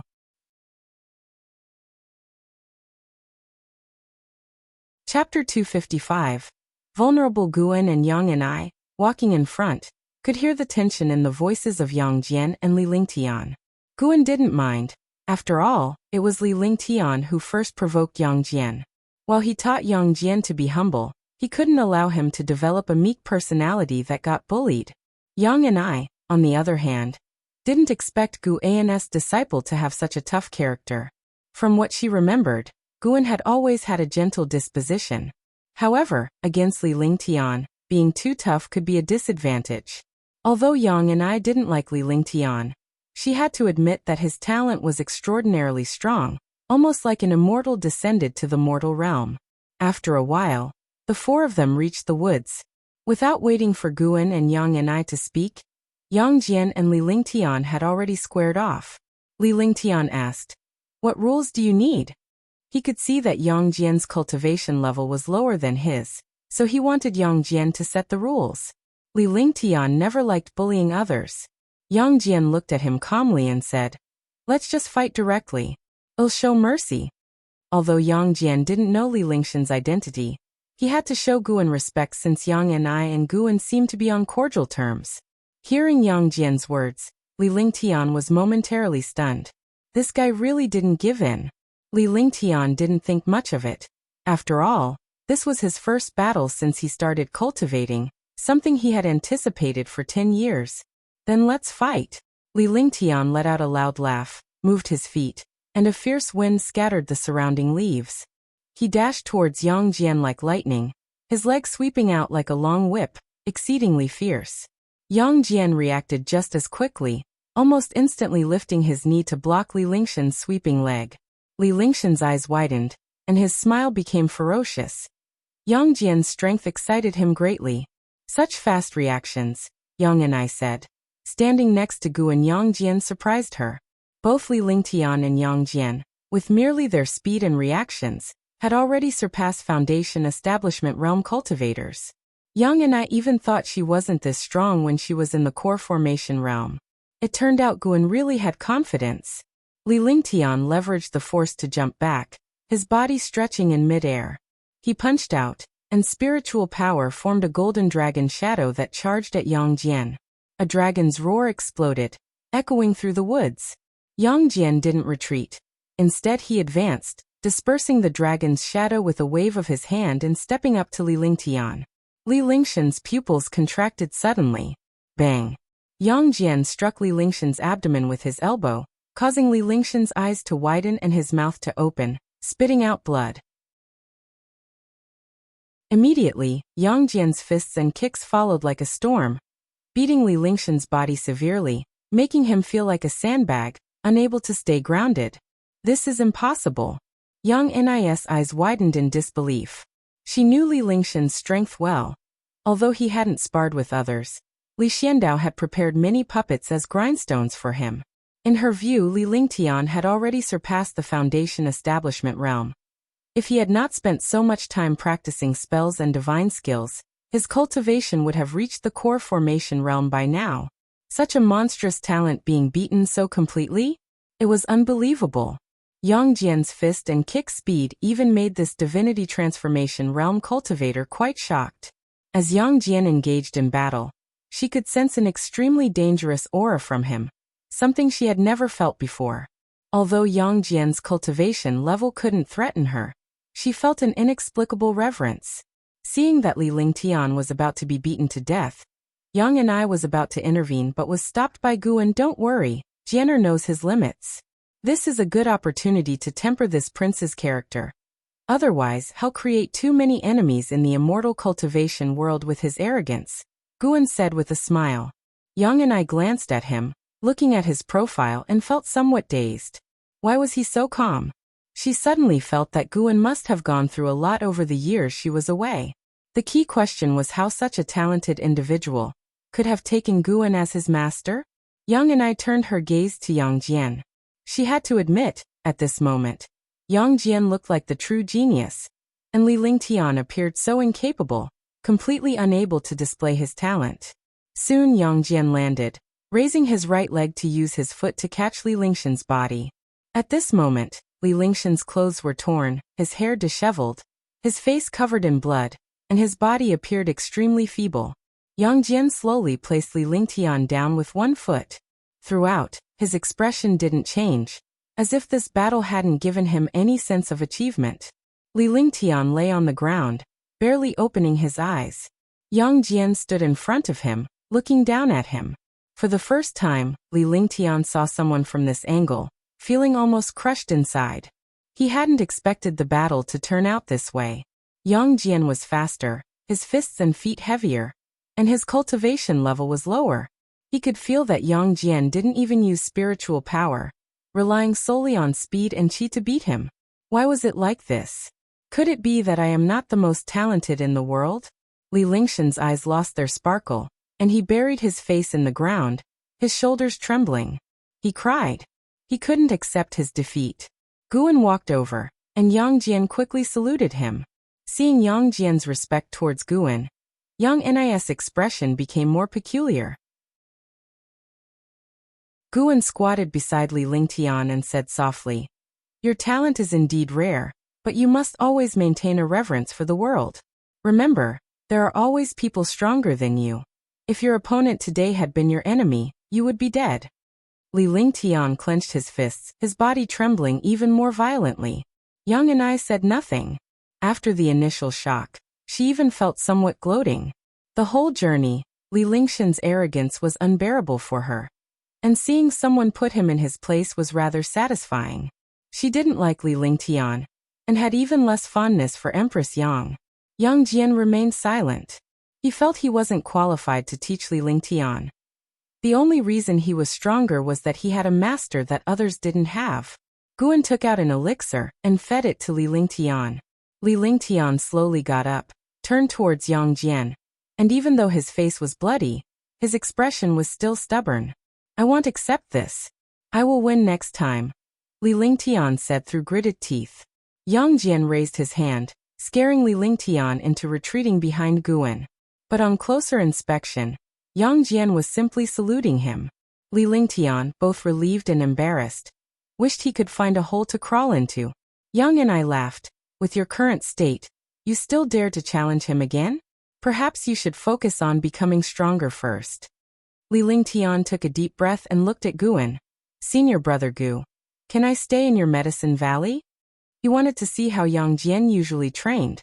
All his life he hadn't been lazy, and he even had no friends, dedicating himself entirely to cultivation. But this complete defeat was difficult to accept. No problem, if you have any issues in the valley, go to Jianer. After all, he's technically your junior, Guan said with a smile, causing Li Lingtian to brighten up. Yang Jian felt a headache coming on. 10 years ago he had heard Guan mention Li Lingtian, which gave him pressure. Now it seemed Li Lingtian was just like this. His real opponent was still that senior brother he had never met. So the four of them left the woods and returned to the third medicine valley. The disciples in the valley were curious about what had happened when they saw the previously high-spirited Li Lingtian looking so pitiful. Yang and I didn't stay long. After chatting with Guan for a while, she flew off to the inner sect, seemingly carrying out a mission. After handing Li Lingtian over to Yang Jian, Guan went upstairs to read. Until evening. Li Lingtian, now dressed in clean clothes, walked out of his courtyard, not seeing Yang Jian, so he wandered around. Soon he was attracted by some disciples playing chess, and went over to watch. Unfortunately, neither Go nor Chinese chess interested him. His eyes were caught by the passing Blood Prison Great Saint. Blood Prison Great Saint was cursing, frustrated after failing to catch a white spirit rat. Li Lingtian approached and asked, You Oxhead, you seem pretty unique. What's your name? Blood Prison Great Saint glared at him and replied, Bull Demon King, ever heard of it? After speaking, Blood Prison Great Saint continued on, ignoring Li Lingtian. He remembered Li Lingtian. 10 years ago, he thought Li Lingtian might be a remarkable figure. Who knew had be helpless in front of Yang Jian. Useless. Li Lingtian stood there mumbling, There's Yang Jian and Bull Demon King. Is Master Pewdie also here? If there was no Master Pewdie, how could Yang Jian be so strong?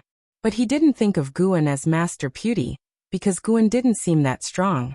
On a hot summer day, inside the imperial study, Li Xiandao sat at the desk, frowning as he read the letters on the desk. After a while, a figure walked quickly in, came to the desk and bowed deeply. This person was clad in intricate armor, exuding charisma, with a stern face and fierce eyes. This was Yi Yan, a disciple taken by Guan in the Mystic Valley. After a century, Yi Yan was no longer the ordinary youth he once was, but a general with a formidable presence. Li Xiandao asked, How much do you know about your master? Yi Yan frowned and asked, My master? What happened to him? He didn't answer immediately. Although he hadn't seen Guan for a long time, he remembered the grace given to him, and wanted to protect his master even against Li Xiandao. Li Xiandao waved his hand, sending the letters on the desk to Yi Yan. Yi Yan took them and read carefully. His expression changed dramatically, showing shock. How is this possible? The Crown Prince's prowess is by no means simple, yet he was utterly defeated by a Foundation Establishment realm cultivator? Yang Jian, my master's disciple? Yi Yan muttered to himself. He had met Li Lingtian and even taught him spear techniques. Li Lingshan's talent once made him lament the unfairness of the heavens. He even suspected Li Lingtian was an immortal reincarnate. Last year, Li Lingtian had shown power comparable to the core formation realm. How could such a talent lose to a Foundation Establishment realm cultivator? Li Xiandao pondered. With Gu An's abilities, he couldn't have taught such a disciple alone. Do you think someone more powerful is behind him? Though often troubled by Li Lingshan's arrogance, Li Xiandao hadn't expected such a crushing defeat. It left him feeling uneasy. Chapter 256 Former Lord of Divine Exotic City in the Imperial Study. Upon hearing Li Zuando's words, Yi Yan replied, I am not sure either. When I left that year, I hadn't seen Master make acquaintances with any great cultivator. He was also puzzled in his heart. He felt that Mystic Valley had extraordinary chi fortune. Su Han, who had disturbed the Taizong dynasty's immortal cultivation world decades ago, was his senior brother. To this day, whenever he thought of Su Han, he couldn't help but feel emotional. Back then, He Zhenqin and Su Han followed Guan to the Third Medicine Valley to cultivate. Who could have imagined that they would each achieve such accomplishments? Although Su Han's life or death was unknown, the commotion he caused had already proven his strength. They were no longer the insignificant minor cultivators they once were. After hearing his words, Li Xiandao did not speak further, but fell into deep thought. For a while, the imperial study was engulfed in silence. Each harbored their own thoughts, wondering if there was a powerful figure behind Guan. After a long time, Li Xiandao spoke. You may leave now. The negotiations with the Great Jiang dynasty are nearing conclusion. You need to prepare to go to sea. This matter concerns the 1,000-year plan of Taizong, and it must not be taken lightly. Yes. Yi Yan accepted the order, then saluted and left. Li Xiandao gazed out the window, his eyes wandering. I must advance to Mystic Heart soon, or many things cannot proceed. Li Xiandao thought silently. Compared to Li Lingxian's achievements, he cared more about his own. To this day, only LV Xian knew that he had hidden his cultivation level, and now even LV Xian was unsure of his true level. Li Zuando's ambitions were grand. He wanted to be an immortal emperor, eternally in power. For this, he needed strength to protect himself. Li Lingtian's suffering this setback was also good. It would make him more diligent in his cultivation, ensuring he didn't create trouble for his imperial authority. Thinking of this, Li Xiandao smiled. Yang Jian, not bad. I will look forward to your future. Under the blue sky and white clouds, among the mountains, Liya was meditating on the lake. He was bare-chested, surrounded by mist. His hair floated continuously, and his whole body exuded a powerful aura, causing the lake's surface to shimmer like a sword's light. A figure leaped over the towering mountains, descending from the sky and landing on the lake, causing a flurry of ripples. His feet did not touch the lake's surface. It was Zhang Buku. Zhang Buku wore a robe made of animal pelts, his long hair reaching his waist. His entire demeanor was wild. Hands on his hips, he laughed and said, Brotherly, and how has caused another big commotion recently? Do you want to know? Liya did not open his eyes, answering. Go ahead, what has he done now? The three of them joined the Star Sea congregations together. Although Liya held the divine exotic city and was renowned within the sect, his growth speed could not compare to Anhao. Anhao was the greatest genius in the history of the Supreme Sect, and it was the same in the Star Sea congregations. He made all other geniuses pale in comparison. He has mastered the flame primordial treasure body. It is said that this physique could dominate the mortal world in ancient times. Although the Star Sea congregations have the method of cultivation, he is the first person to succeed in tens of thousands of years. Zhang Buku sighed. Since ingesting a demon core, his talent had also transformed, making him a genius. But compared to Anhao, he still fell short. When they met, it was always awkward since they both came from the Supreme Sect. They had to be polite, but Zhang Buku disliked Anhao. This dislike had no reason. For some reason, looking at Anhao's face always made him feel annoyed, as if he had seen Anhao somewhere before. Liya opened his eyes, frowning. He had always regarded Anhao as his goal, but the more he chased, the more powerless he felt. Anhao seemed to be the protagonist of this world, making everyone else fade into insignificance. The flame primordial treasure body, he had heard of it. Once mastered, the person would transform into a radiant sun, invincible in the world. Zhang Buku continued. The sect is planning to explore the sea-breaking rift today. I have signed up. Are you going?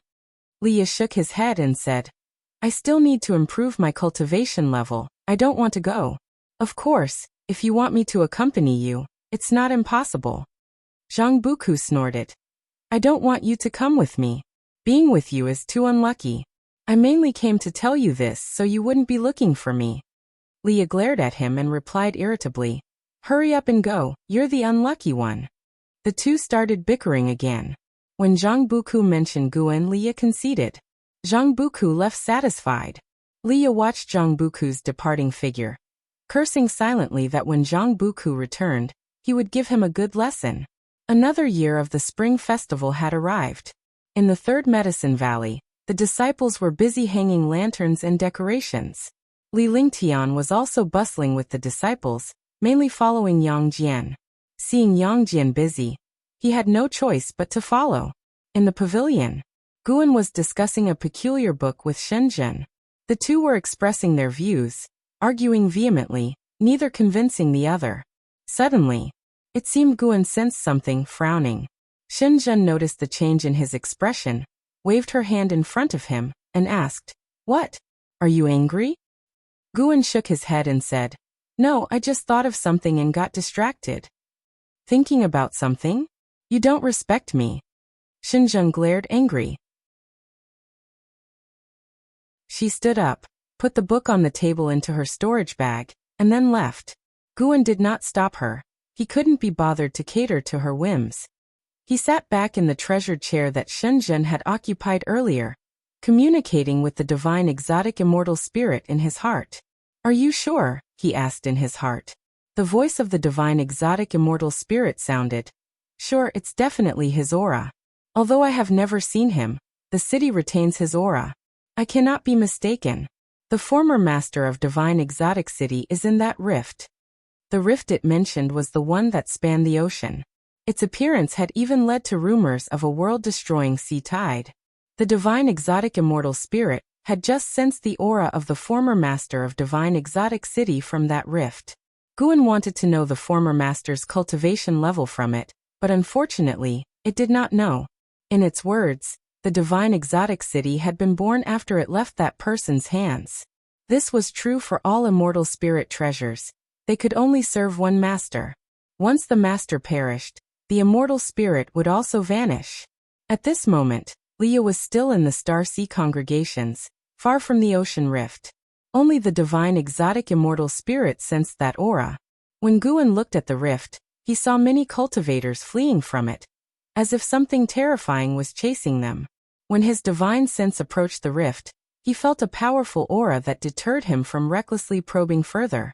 The presence that he could feel was strong. There might be a carefree primordial immortal hidden in the rift. Guan withdrew his divine sense, no longer paying attention to it. The world had countless major forces, and there were numerous great cultivators. As long as they didn't threaten him, he was too lazy to meddle. After all, that rift was extremely remote from the mainland, separated by 2 continents and countless islands. Guan chatted with the divine exotic immortal spirit for a while longer. Once he was sure that the former master could no longer control divine exotic city, he felt relieved. He got up and went downstairs. As he walked down the stairs, he saw the busy disciples in the valley, and a smile appeared on his face. The calamities in this world never cease, but if they can be delayed by a few decades, it can grant a generation a stable life. Guan thought this and then walked towards the place where the most disciples were gathered. Under an old tree, dozens of disciples were gathered, discussing fervently. Among them were 2 people playing Go, one of whom was the 9-fingered Divine Lord. The other was the best Go player in the valley, one of the senior disciples in the valley, respectfully addressed as Elder Lu. He had stayed in the Third Medicine Valley for 100 years, from youth to old age. Because of his modest cultivation talent, he never thought of leaving the valley. At this moment, Elder Lu was frowning deeply, with his right hand holding the Go piece trembling, hesitant to play. The 9-fingered Divine Lord's expression was calm, but he was internally sighing in relief. This old man's Go skills were too formidable. He almost lost. Since playing Go in the Third Medicine Valley, the 9-fingered Divine Lord had become fascinated with the game, feeling that it contained infinite mysteries similar to the essence of the heavenly Tao. Therefore, he frequently came to the Third Medicine Valley to play. Go was invented by Guan, and had yet to be widely promoted. Currently, it was only popular in the Medicine Valley. Guan created Go merely out of boredom. He did not intend to promote it. Even in his past life, he was simply an enthusiast of the game. At this moment, Guan squeezed through the crowd and saw Elder Lu sweating profusely. He couldn't help but say, "Xiao Lu, why don't I play for you? Shameless wandering immortal. Bullying my Medicine Valley mortals? Intolerable." Elder Lu looked up and saw it was Guan, then quickly stepped aside. The other disciples were excited. In their minds, Guan was the best Go player since he invented the game. As Guan sat down, the Nine-Fingered Divine Lord smiled and said, "Little friend, do you think there is still a chance in this game?" Guan laughed. "If you came 3 moves later, there would indeed be no hope." The smile on the Nine-Fingered Divine Lord's face froze instantly. A wandering immortal's prowess in Go lay in their ability to simulate countless possibilities in an instant, choosing the best moves. From the first move Elder Lu made, the Nine-Fingered Divine Lord had already seen the outcome. Knowing the rules of Go, the Nine-Fingered Divine Lord could surely win against ordinary folks. However, it was precisely because he could simulate countless possibilities that he appreciated the subtleties of the game. He did not play Go to win but to experience the process and comprehend his own Taoist sorcery within the game. He did not expect Guan to see through his strategy. Under his gaze, Guan placed a piece on the board, turning the tides instantly, making him frown. He immediately placed a piece, and Guan followed suit. Unlike others who played slowly, these two played at lightning speed. They were competing in their ability to simulate. The disciples around them watched, barely daring to breathe. Li Lingtian also squeezed in to join the excitement. Seeing the aura of the two playing, he was interested in Go for the first time. One piece after another, the sound of pieces being placed formed a melody, exuding a sharp aura. Suddenly, the Nine-Fingered Divine Lord paused, withdrew his hand hanging in the air, placed the piece down, and said, "I lost." As soon as he said this, cheers erupted around them. Elder Lu wiped the sweat off his forehead, revealing a broad smile. The Nine-Fingered Divine Lord stared at Guan, as if trying to see through him. Though this boy had an extraordinary aura, his cultivation and physique were not impressive. How did he manage to win?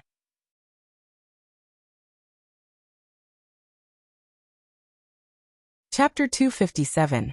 Variables. Night fell, and fireworks rose in the Third Medicine Valley, brilliant and beautiful. The pavilion area was filled with dining tables, with over 1,000 people toasting and drinking, making for a spectacular scene. Guan ignored the Nine-Fingered Divine Lord's gaze, and chatted with Yu Yingying next to him, inquiring about Lu Lingjun's situation. He had actually always been following up on Lu Lingjun. Lu Lingjun's Ascension sect had already been established, and had joined forces with the Supreme sect to occupy an island. They were currently busy mining spirit mines. Overall, things were going smoothly. Yu Yingying had always been in correspondence with Lu Lingjun. In the immortal cultivation world, letters were either exchanged using spells or Dharma treasures, or delivered by demon pets. Yu Yingying came from the Star Sea congregations, and had communication means connected with the ocean. After chatting for a while, Guan took the opportunity to leave, and went to the Mystic Valley to visit the disciples there. It wasn't until late at night when the disciples returned to their rooms that he went to the Nianchu cave to celebrate the festival with Tianyao and the other 2 girls. Unlike others, Tianyao and the 2 girls no longer had family. They would follow him for their whole lives, so every year during festivals, Guan would never forget them. While enjoying the delicacies, Guan was also concerned about Tianyao's cultivation. Tianyao had now reached the 6th level of the divinity transformation realm. It was not slow progress at all. She was already talented, and with the continuous consumption of medicinal herbs and elixirs, her cultivation progressed rapidly. More than her cultivation level, Guan was more concerned about her achievements in the primordial earth immortal skill, and the limitless freedom step. Cultivation level is the main trunk of the tree, but spells and divine skills are the branches and leaves. Both are indispensable. Tianyao was very proud of her cultivation achievements, holding her delicate nose high, looking quite complacent. Guan was worried she might slack off, so he spoke about the cultivation progress of An Hao and Yang Jian, though he didn't mention their names, only referring to them as 2 disciples. As she listened, Tianyao's head gradually lowered. Tianqing and Tianbai, sitting on either side of Guan, listened as if they were hearing a story, occasionally exclaiming, making Tian Yaoer feel even worse. When Guan finished, Tian Yaoer pouted and said, "What's so great about them? Sooner or later, I'll surpass them." Guan laughed and said, "You are also considered my disciple. Why don't you formally acknowledge me as your master?" "No way. Absolutely not." Tian Yaoer stood up immediately, excitedly speaking with her eyes wide open and her teeth gritting, looking somewhat demonic rather than her usual cute self. Guan helplessly said, "Why are you so agitated? If not, then not. I am unwilling to accept anyway." Tian Yaoer sat down and turned her head away. Tianqing chuckled and said, "The young lady doesn't want to be a disciple. She wants to be the mistress." Hearing this, Tian Yaoer's pretty face turned a bright red.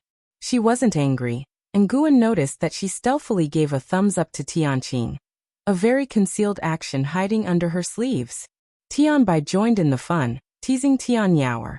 Tian Yaoer tried to clear it up, but the more she explained, the worse it got. Guan watched their stage performance and secretly sighed. "Looks like I need to help them improve their acting skills in the future. It's too clumsy. It won't be reliable to let them handle tasks." That night, at their persistent request, Guan chose to stay overnight. Under the tree, Guan leaned against the trunk, holding a book in his hands. Tian Yaoer was reading Journey to the West, but her mind was entirely on him.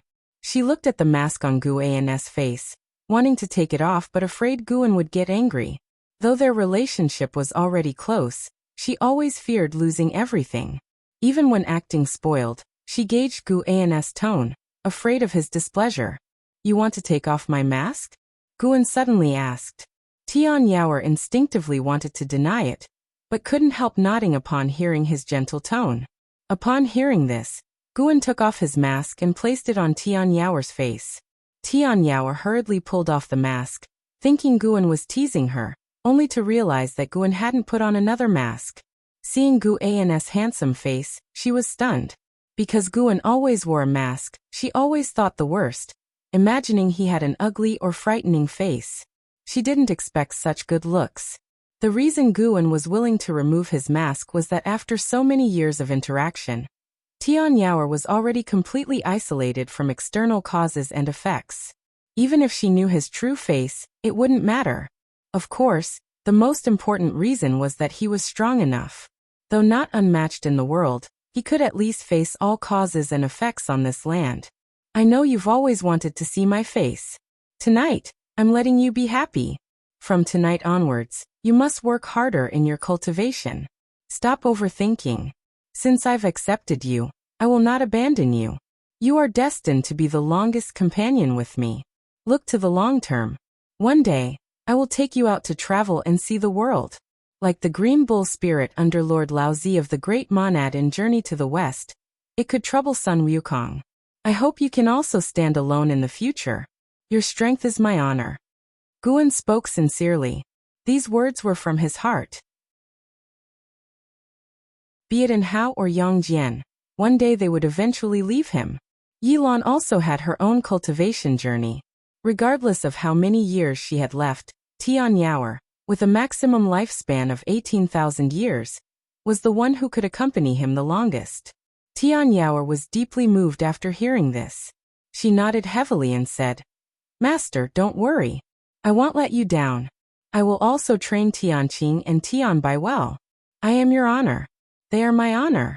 If they can become top experts in the world, it will make you even prouder." Guan laughed and said, "Just like what's written in the Supreme Immortal Venerable? In the future, if they offend others and need you to step in, which forces me to step in." Tian Yaoer giggled and said, "Yes, beat the small ones first, then the big ones. You are the older one." "Nonsense, your master will always be young. You do look young." They started chatting, envisioning the future. Guan also enjoyed talking. He could only talk about the future with Tian Yaoer. It was impossible with others around him because they didn't know his cultivation level. Even if they knew, how could mortals talk about the future with immortals? It's not that he didn't want to, but it was hard to connect on the same level. The next morning, Guan arrived at the third medicine valley. As soon as he stepped off the transmission array platform, the nine-fingered Divine Lord greeted him, trying to pull him, but he quickly withdrew and asked in a deep voice, "Senior, what do you want to do?" The nine-fingered Divine Lord withdrew his hand, coughed, and said, "I want to have another game with you, no, a best of 3. He also realized he was a bit presumptuous, but felt Guan's reaction was too excessive. If he intended to harm Guan wouldn't be able to escape. Little did he know, Guan wasn't afraid of being harmed by him but was afraid of accidentally shocking him to death. In the face of Taoist gang primal energy, the nine-fingered Divine Lord and Guoguhong made no difference. "All right, let's play," Guan said with a stern face. The nine-fingered Divine Lord didn't mind and turned to lead the way. "Today I'll defeat you utterly," Guan thought to himself. The nine-fingered Divine Lord had almost cost him a wandering immortal's life, and must be properly punished. Half an incense stick's time later, Guan stood up and stretched. The disciples around noticed the nine-fingered Divine Lord's grim face and dispersed, leaving only the two of them under the tree. The nine-fingered Divine Lord stared at the chessboard, his eyes vacant. He couldn't accept this reality. In the distance, Li Lingtian stood beside Yang Jian, curiously asking, "Who is that Taoist? He seems quite extraordinary." Yang Jian replied, "He is an elder of the Supreme Sect. Do you think his background is significant or not?" After speaking, he turned around and continued sweeping the grounds. Li Lingtian observed the nine-fingered Divine Lord and thought to himself that the elders of the Supreme Sect should be quite powerful, shouldn't they? Why not find an opportunity to spar with him? Li Lingtian urgently needed a victory to build his confidence. The cultivation of other disciples in the valley was too weak to mention. He couldn't bypass Yang Jian to challenge Guan, so he set his sights on the nine-fingered Divine Lord. This old man liked playing chess with mortals. Maybe he could also spar with him, a junior. He could ask him to suppress his cultivation realm to the core formation realm. He wanted to see if he could fight across realms. Although losing to Yang Jian deeply frustrated him, he didn't think he lacked talent. He just chose the wrong opponent. He didn't believe he could choose wrong twice. If he couldn't even beat senior brother Gu in chess, then he surely wouldn't be better in combat. Thinking of this, Li Lingtian showed a silly smile on his face. Under the tree, the nine-fingered Divine Lord lifted his head and looked at Guan, asking in a deep voice, "Impossible. I shouldn't have lost to you. Who exactly are you?" He was a wandering immortal. Why did he lose? Guan looked up and smiled smugly, saying, "I am an immortal. What do you say to that?" "An immortal? Exactly, you can call me the chess immortal." "Get lost. Teach." Guan turned and left, his sleeves brushing away. Watching his back, the nine-fingered Divine Lord revealed a bitter smile. No matter how he looked at it, Guan didn't seem like a disguised great cultivator. Though his cultivation was at the level of a wandering immortal, his vision far surpassed that realm. He couldn't help but shift his gaze back to the chessboard. Could it be that he hadn't truly understood the game of Go? Even after deducing countless possibilities, so what? Go was all about variability. The nine-fingered Divine Lord furrowed his brows, falling into deep thought.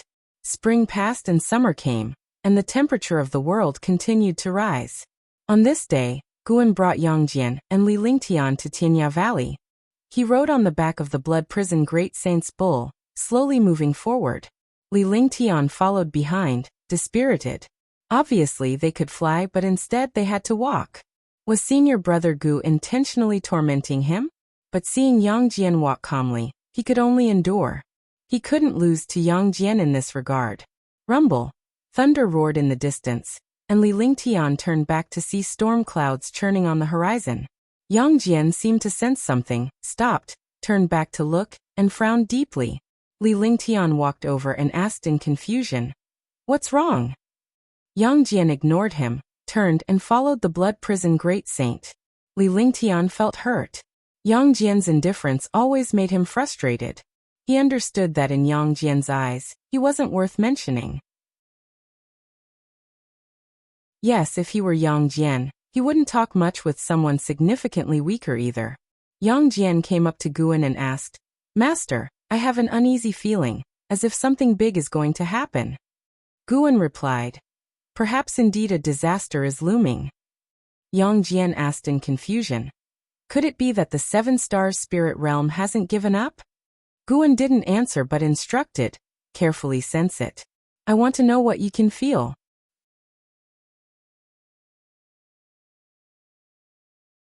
Chapter 258 Immortal King's True Blood. After hearing the master's instructions, Yang Jian calmed his mind and carefully sensed the surroundings. His steps didn't stop as he followed the blood prison great saint. Li Lingtian followed behind, secretly curious. He frequently looked back at the thunder clouds in the sky, but he couldn't feel anything, which made him very frustrated. Could it be that he didn't even have as much insight as Yang Jian? The speed at which the thunder clouds swept across the sky was fast. Before Guan and the others reached Tianya Valley, the thunder clouds had already swept over their heads, with torrential rain about to pour down. Yang Jian looked up at Guan and said, Master, I feel the breath of destruction. Everything in heaven and earth might be annihilated. These words made Li Lingxian's expression strange. Is it really that mystical?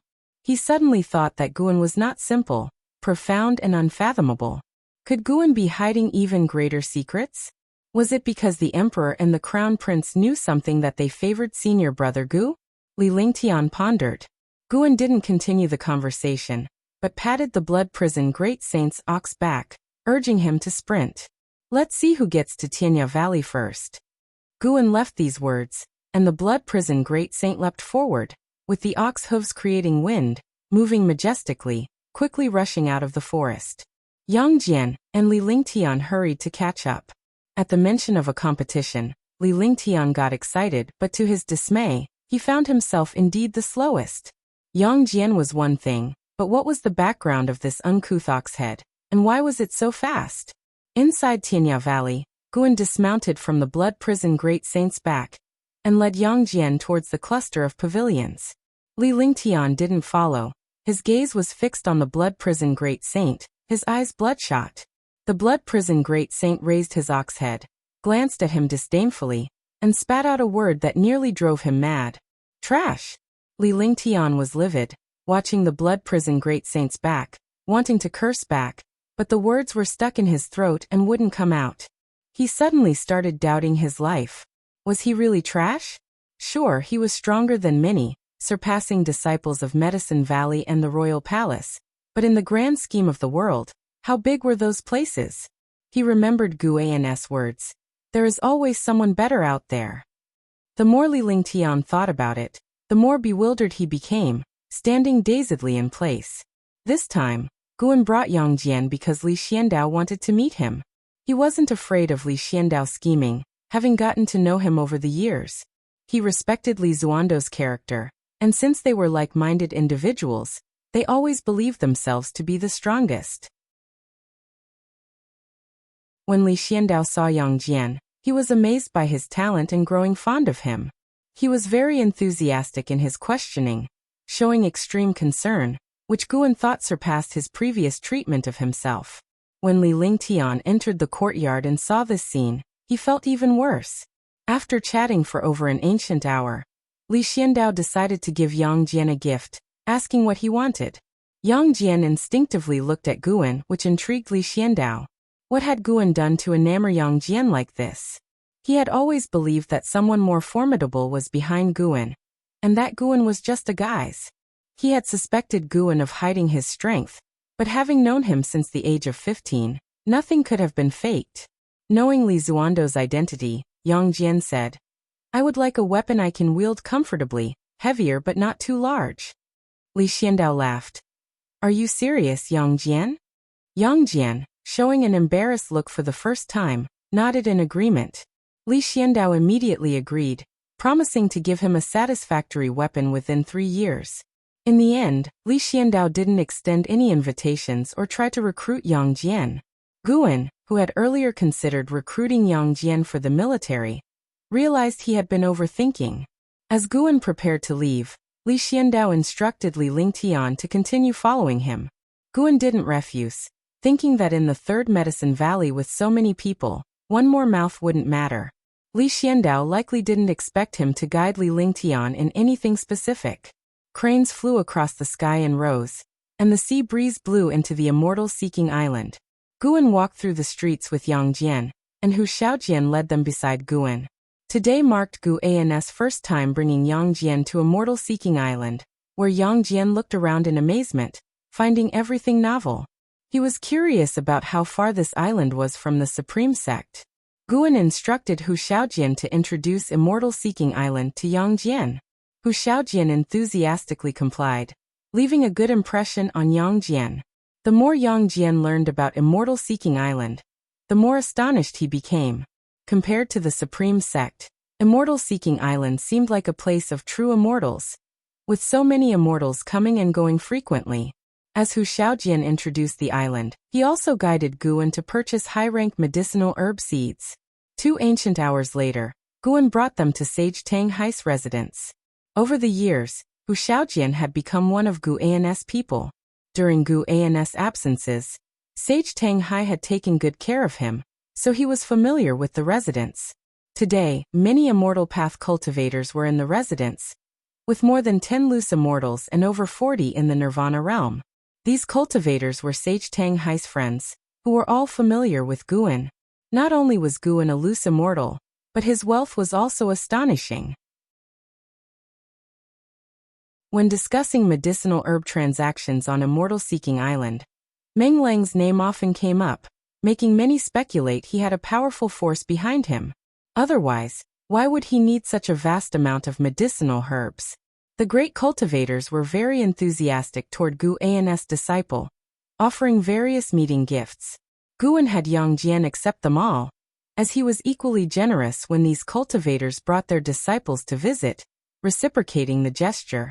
Soon, the 3 of them sat down at their own table. Hu Xiaojian whispered, "The sea-breaking rift has brought calamity. It is said that a peerless evil demon is hidden within. Countless cultivators have perished in the seabed, and its true identity remains unknown." Guan asked, "Have the great sects taken any action?" He could see the situation at the sea-breaking rift, where many cultivators and demons were heading right now. The sea-breaking rift, known as the sign of the world-destroying sea tide, is also believed by many to hold opportunities since heaven and earth had been submerged by the ocean numerous times. Each time, an era's immortal cultivation civilization sank to the seabed. Yes, there's action from the Star Sea congregations and other great sects, but there's been no success. Instead, more people are dying, Hu Xiaojian continued. Yang Jian sat on the side, listening attentively. After chatting for a while, Hu Xiaojian began discussing the sea's happenings. To Yang Jian's surprise, he heard a familiar name from his mouth. And how? Having cultivated the flame primordial treasure body, and Hao's reputation soared, with everyone in awe of his incredible talent. Yang Jian had heard that Hao had gone to the Star Sea congregations to cultivate. He didn't expect him to become so renowned at sea. As a servant disciple of the Third Medicine Valley, Yang Jian knew little about Hao, only that he was the strongest talent in the Supreme Sect's history, and the sect leader's disciple. To Yang Jian, Hao was always a legendary figure. He wondered what Hao's elegance was like. Yang Jian suddenly felt curious. Could it be that his master knew Hao? Hao was so powerful. It didn't seem like someone the Supreme Sect could cultivate. He had researched the Supreme Sect, and before Sword Venerable Fudeo's rise, there wasn't even one Mystic Heart Realm member. There were rumors about Hao being Sword Venerable Fudeo's disciple, but they were mostly speculations. Such rumors weren't uncommon. The immortal cultivation world was full of those suspected to be the Sword Venerable's disciples. If Hao was indeed his unseen senior brother, he would be convinced because Hao was the most brilliant talent he had heard of. The master must be extremely fond of the senior brother.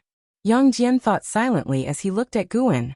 Although he had been transformed now, deep down he still harbored an inferiority complex. He wasn't born a genius. His talent was crafted by his master changing his fate against heaven, so he always feared that everything he had could disappear. His mentality was quite similar to Tian Yaoer. Noticing Yang Jian's gaze, Guan didn't respond. After a while, Sage Tang Hai appeared, greeted everyone, and began explaining the purpose of the gathering. It concerned the sea-breaking rift. Upon hearing these 5 words, the cultivators began discussing fervently. Sage Tang Hai scanned the room and said in a low voice, I received information that at the bottom of the sea-breaking rift lies a hidden world, dangerous yet containing the cave of an ancient immortal king. In the deep-sea spirit palace, someone obtained the immortal king's true blood, transforming their body and comprehending divine skills, and it was by these skills they fought their way out. The cultivators couldn't help but be moved. No one knew the realm of an immortal king, but throughout history, they were always the zenith of the immortal path, with only the greatest of each era qualifying to become immortal kings. Such an opportunity, how could they not be tempted? The higher the cultivation, the more one needed such opportunities. The loose immortals present may be high and mighty on immortal-seeking island, but when it came to higher realms, they had no direction. Not just breaking major realms, even breaking a minor realm depended on fortune and opportunity. I plan to explore it, and those willing to join may sign up. I will share the information when we depart. This is extremely dangerous, and I can't guarantee safety. Think it over carefully. There is no obligation based on our relationships. Sage Tang Hai spoke sincerely. Over the years, besides holding auctions, he had occasionally organized such expeditions. Though not always successful, there were no bad rumors about him, and his character was trustworthy.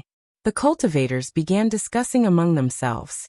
Sage Tang Hai did not specifically invite Guan, as every attendee was personally invited. Once inside, Guan wasn't particularly significant. In fact, everyone was equally important. Ultimately, Guan didn't sign up, while a third of the attendees did, while more chose to avoid the risks due to their long lifespans. After the gathering concluded, Guan led Yang Jian back. Returning to the third medicine valley, Yang Jian still felt like it was a dream.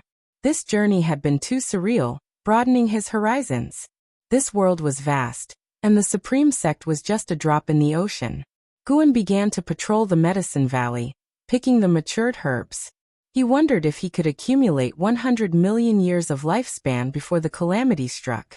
From his current perspective, the sea-breaking rift wasn't enough to shake the great heavenly spirit land, which harbored many terrifying forces.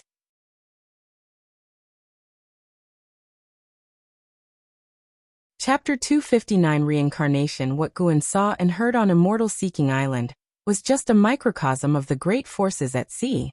Although the sea-breaking rift had the appearance of fierce demons, it also contained opportunities that countless cultivators and demons pursued eagerly.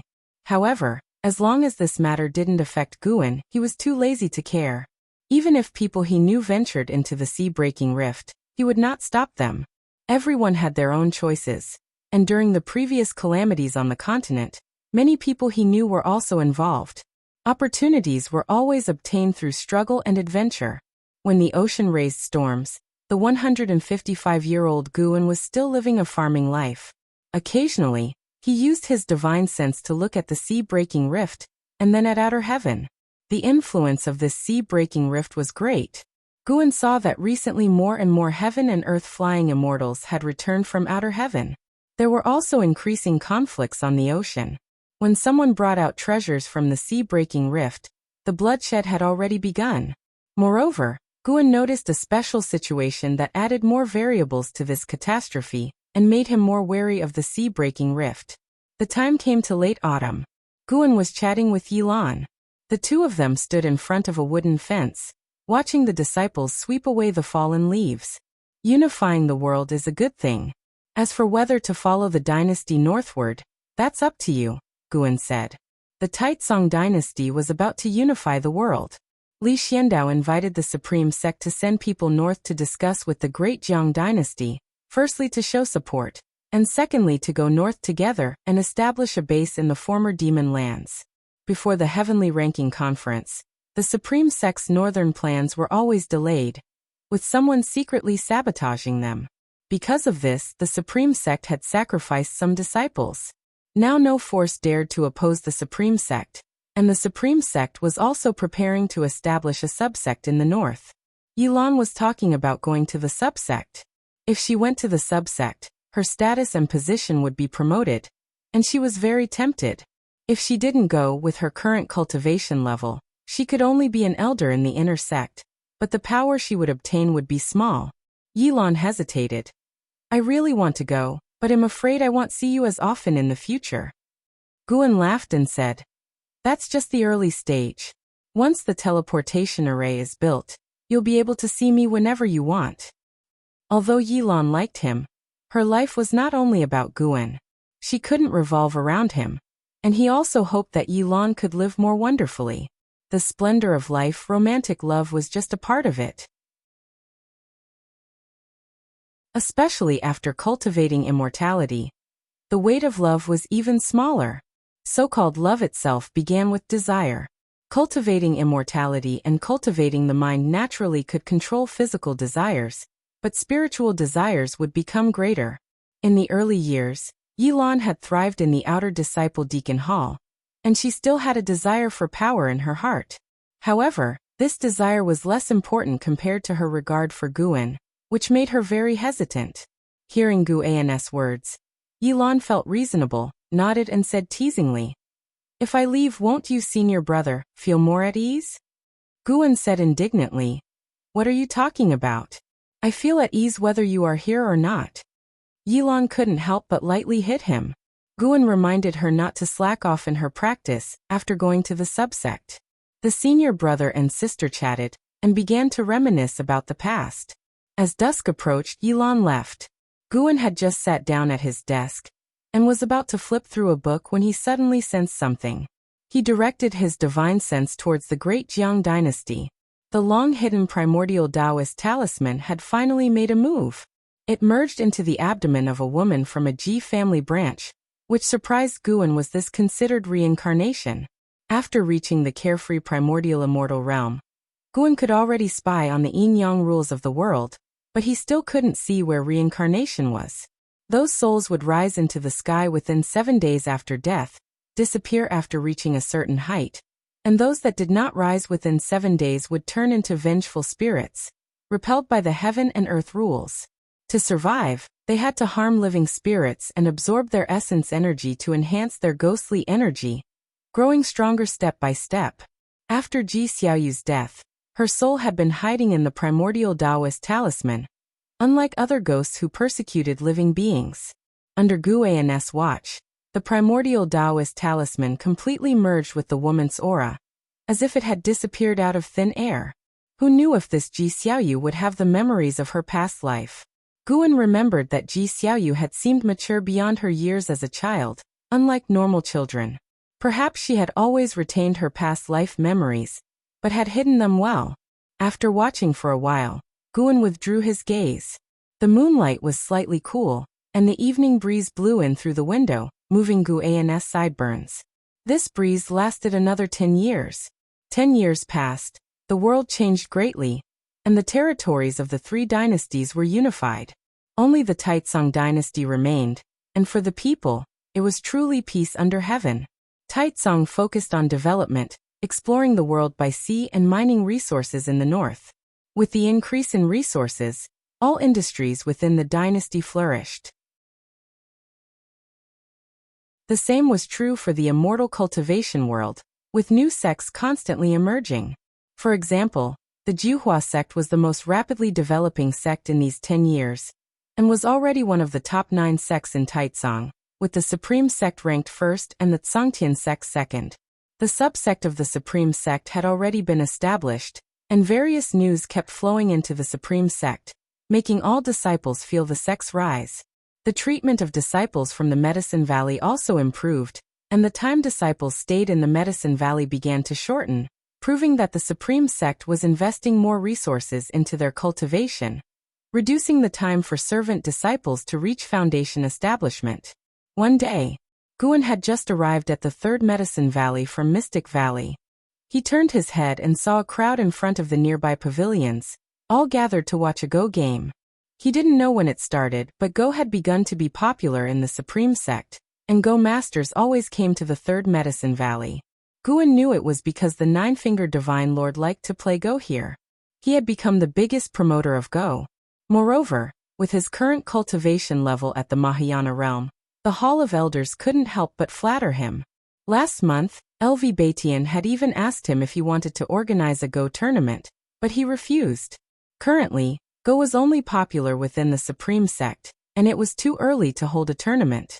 The most important reason was that the Nine-Fingered Divine Lord wanted to hold the tournament in the Third Medicine Valley. How could he agree to that?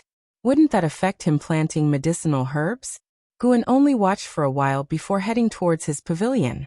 Now the Nine-Fingered Divine Lord seldom asked Guan to play Go, probably focusing on improving his Go skills. The person playing Go with the Nine-Fingered Divine Lord was a cultivator at the Unification Realm, and also an elder of the sect. Those old cultivators whose cultivation levels had stagnated easily became addicted to Go.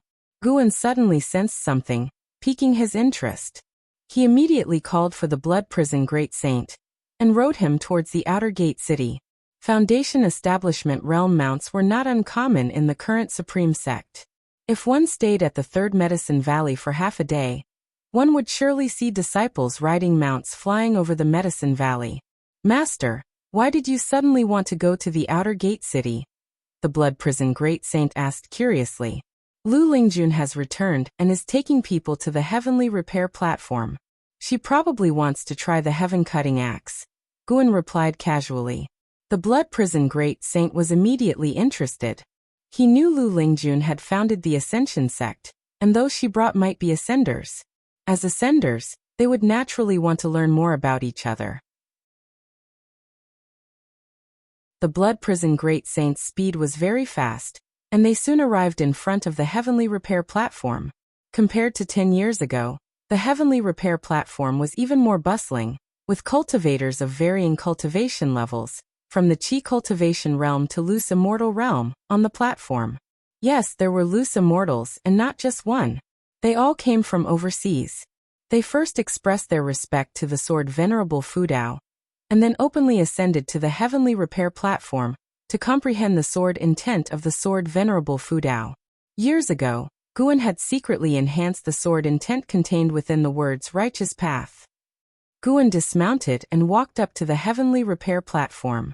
The Bull Demon King did not ascend the platform, as mounts and demon pets were not permitted to ascend, for fear of offending the sword Venerable Fudao. At this moment, more and more people were gathering around the Heaven Cutting Axe. The news had spread that an overseas loose immortal had come to challenge the Heaven Cutting Axe. Over the years, loose immortals were no longer a mysterious term within the Supreme sect. Many people knew that loose immortals represented a realm, signifying immortals, and the highest realm they currently recognized. Why currently? Because the immortal cultivation world's development speed was too fast. Who knew if a higher realm name might emerge in 10 years? Of course, the Mahayana realm was still a revered existence. Zhua Yijian stood beside the Heaven Cutting Axe, holding the investiture of the gods. Although his eyes were on the book, he was clearly distracted. This overseas loose immortal was the person Lu Lingjun had brought, her master whom she had worshipped at sea. Guan joined the crowd and used lifespan detection on that person. Holy Mother of Western Spirit, Loose Immortal Realm 8th Floor 18907/24000/150000. A maximum lifespan of 150,000 years meant that the Holy Mother of Western Spirit could reach the Wandering Immortal Realm. Even in the sea area where Immortal Seeking Island was located, wandering immortals were exalted beings rarely seen.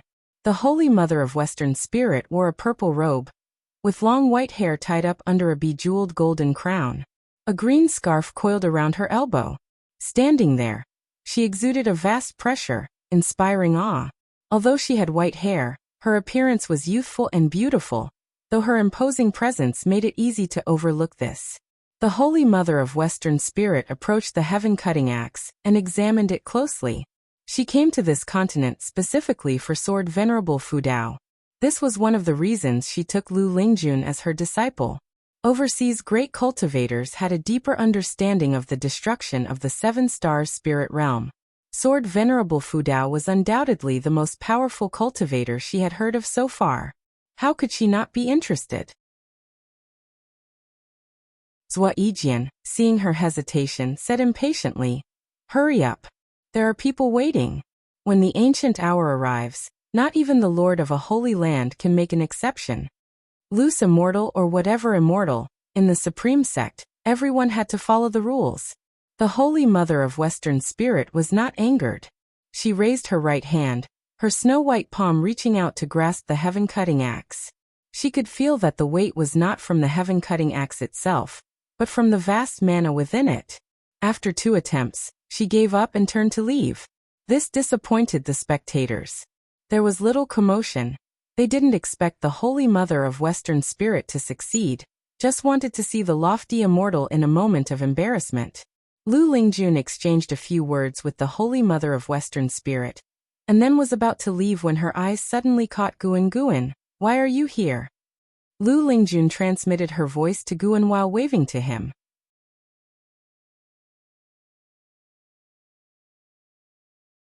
Chapter 260. Astonishing Heaven and Sea Waves. Terrifying treasure body. Seeing Lu Lingjun wave her hand, Guan could only walk up to her. He cupped his fists and saluted the Holy Mother of Western Spirit, as basic courtesies should at least be observed with a loose immortal. The Holy Mother of Western Spirit slightly nodded, without saying anything. Lu Lingjun then pulled Guan along, and after descending from the heavenly repair platform, she took a storage bag from her waist belt and handed it to him. I won't be returning to Medicine Valley. This is something I brought for you from overseas, Lu Lingjun said softly. Guan nodded and did not question what she planned to do next. He simply told her if she ever needed his help, she could always find him in the 3rd Medicine Valley. Lu Lingjun smiled, then left with the Holy Mother of Western Spirit. Watching Lu Lingjun's departing figure, Guan thought that it seemed she was gradually distancing herself from the 3rd Medicine Valley. After all, she was now the sect leader, and how could she possibly reside long-term in Medicine Valley, let alone have her loose immortal master live with servant disciples? The Blood Prison Great Saint walked over, secretly surprised. His master claimed to be a loose immortal, but a loose immortal could not possibly lift the heaven-cutting axe. He asked no more questions, thinking it was better for Guan to be stronger, as it meant his current situation was a blessing rather than a curse. Guan turned and left, planning to wander around the outer gate city. He could feel that the Holy Mother of Western Spirit's arrival was aimed at Sword Venerable Fu Dao, and earlier she had tried to lift the heaven-cutting axe, intending to connect with Sword Venerable Fu Dao. But he had no desire to meet the Holy Mother of Western Spirit. It was easy to guess that it probably had to do with the sea-breaking rift. 10 years had passed, and the disaster caused by the sea-breaking rift had only grown worse. Besides mysterious fierce demons, these years had also seen the appearance of beings called divine exotic resentful ghosts from the sea-breaking rift. Divine exotic resentful ghosts were immortal, and could only be sealed. There were sects that had been massacred by these beings. The most fearsome thing was that a wandering immortal great cultivator from the Star Sea congregations had ventured into the sea-breaking rift, turned into a divine exotic resentful ghost, returned to the sea, acted recklessly, and slaughtered countless souls, forcing the Star Sea congregations to use Immortal Path Supreme treasures to suppress him. Various rumors about the sea-breaking rift began to spread. Li Ye, who owned Divine Exotic City, was also being pressured, with many wanting to take his Divine Exotic City, but fortunately, the Star Sea congregations were strong enough to protect him. However, he had lost his freedom and was unable to leave the Star Sea congregations without permission.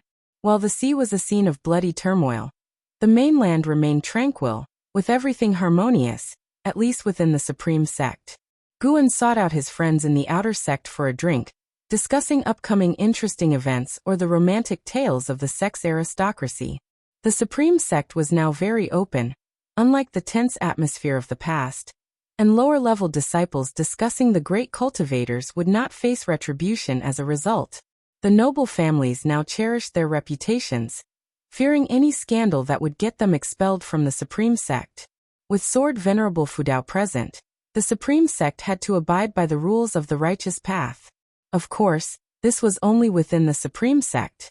If one offended a sect aristocrat, they might not act within the sect, but outside it, anything could happen. Until the night, Guan finally rode back to the valley on the Blood Prison Great Saint.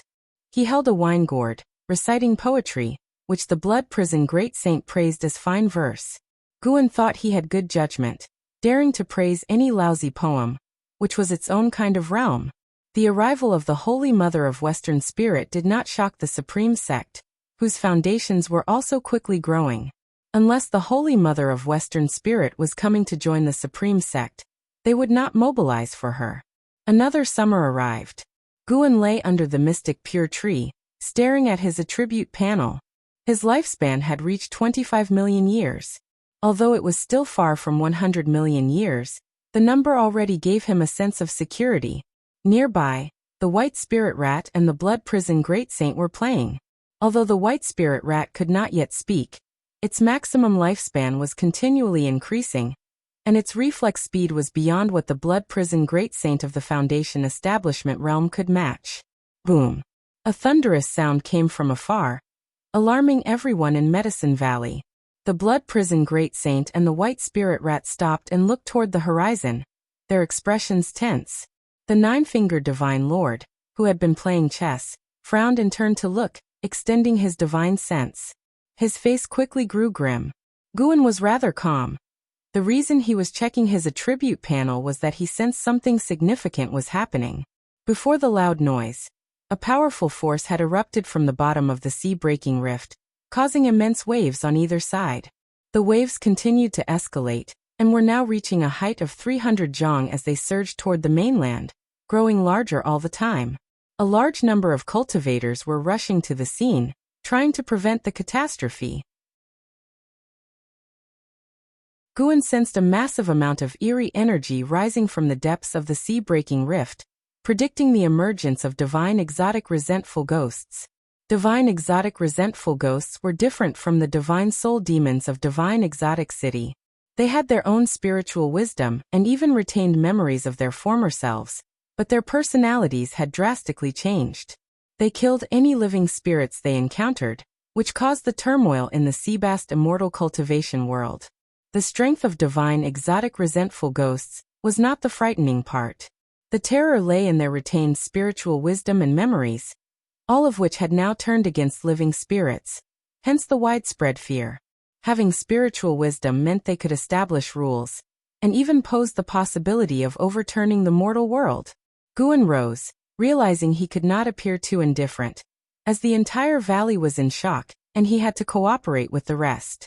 He wondered whether slaying the divine exotic resentful ghosts could extend his lifespan. If so, it might be worth intervening early. Yang Jian ran over, standing next to him, and whispered, "Master, I just had an illusion of being attacked by many demons and ghosts." Fear flashed in his eyes. It was not simply an illusion. He had felt as though he had experienced a near-death event. Somewhere in the unseen, it seemed as if something terrifying was approaching him. Guan looked at Yang Jian, and suddenly noticed that his karma had become blurred. He could no longer glimpse Yang Jian's past through their karmic connection. "Don't worry, just stay by my side. What could happen? Focus on your cultivation," Guan reassured him. Actually, he himself was unsure of the reason behind it. Although he was a carefree primordial immortal, he had only lived for 166 years, and did not know much about the world. He could see through the heaven and earth rules, but he had not yet reached the point of omniscience. He guessed that the visions Yang Jian saw might be related to his physique. After all, the immortal seeking Taoist had said Yang Jian had some kind of ancient treasure body. Hearing Gu An's reassurance, Yang Jian immediately felt at ease. Right, with Master around, nothing could happen to him. Guan then walked toward where his disciples were gathered, intending to discuss the matter with everyone and maintain his image as a core formation realm cultivator. At noon, Immortal Seeking Island. In a courtyard, the Immortal Seeking Taoist looked at Guan with a peculiar expression. He poured a cup of wine for Guan and asked, "How did Daoist friend Ming know I was here?" He had been back at Immortal Seeking Island for many years, but had stayed in his residence without going out. Guan replied, "I knew when you first returned. Back then a lot of people were aware. I came to see you today because my disciple encountered a problem." Upon hearing it concerned Yang Jian, the Immortal Seeking Taoist lost interest in questioning how Guan knew he was on the island, and asked about the issue instead. Guan did not hold anything back. After listening, The immortal-seeking Taoist's expression became complicated. He sighed and said, "Ancient treasure bodies have a self-protection instinct. His treasure body must have sensed danger, likely related to the sea-breaking rift. There may be another treasure body hidden there. I have heard that ancient treasure bodies have a competitive and perceptive nature among themselves, especially innate ancient treasure bodies which can sense each other's existence and will attempt to devour one another. If that treasure body does come from the sea-breaking rift, it might be a deceased ancient strongman who has turned into a divine exotic resentful ghost. In that case, it will be a big problem." He had returned to Immortal Seeking Island to avoid catastrophe. At this moment, he even considered fleeing Immortal Seeking Island because he feared Guan might bring Yang Jian along. Admiration aside, the Immortal Seeking Taoist would not die for Yang Jian. Not his disciple. Even if it were his disciple, he would abandon them. The Immortal Seeking Taoist looked at Guan, hesitating to speak, wanting to persuade Guan to give up on Yang Jian, but he felt that saying so would be pointless. Guan would weigh the situation himself, and saying more would only make him unhappy. Guan became thoughtful. The tsunami that had erupted yesterday continued to rise. Cultivators tried to stop it but had no success. The waves contained some powerful force that neutralized all spiritual power and mana along the way. One day passed, and the wave's crest had already surpassed 1,000 zhang. 1,000 zhang high wave was incredibly imposing, swallowing countless sea islands along its path. Currently, wandering immortals of the Star Sea congregations were still attempting to hold back the waves, but without success. The immortal-seeking Taoist saw Guan was deep in thought and did not disturb him, leisurely playing with his wine cup. After a while, Guan thanked the immortal-seeking Taoist, and then stood up to leave. The immortal-seeking Taoist did not try to keep him, realizing that Guan's visit had provided more information. The thought of an ancient treasure body reaching completion and emerging filled him with dread. No, he had to escape.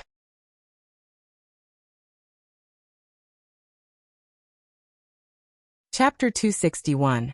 The Unstoppable Catastrophe. After returning from Immortal Seeking Island, Guan did not tell Yang Jian about the mutual devouring of the ancient treasure bodies to avoid worrying him. If an ancient treasure body had truly transformed into a divine exotic resentful ghost, it would not be something Yang Jian could handle. As his master, Guan naturally had to step in. Since he had to take action, he saw no need to make his disciple worry.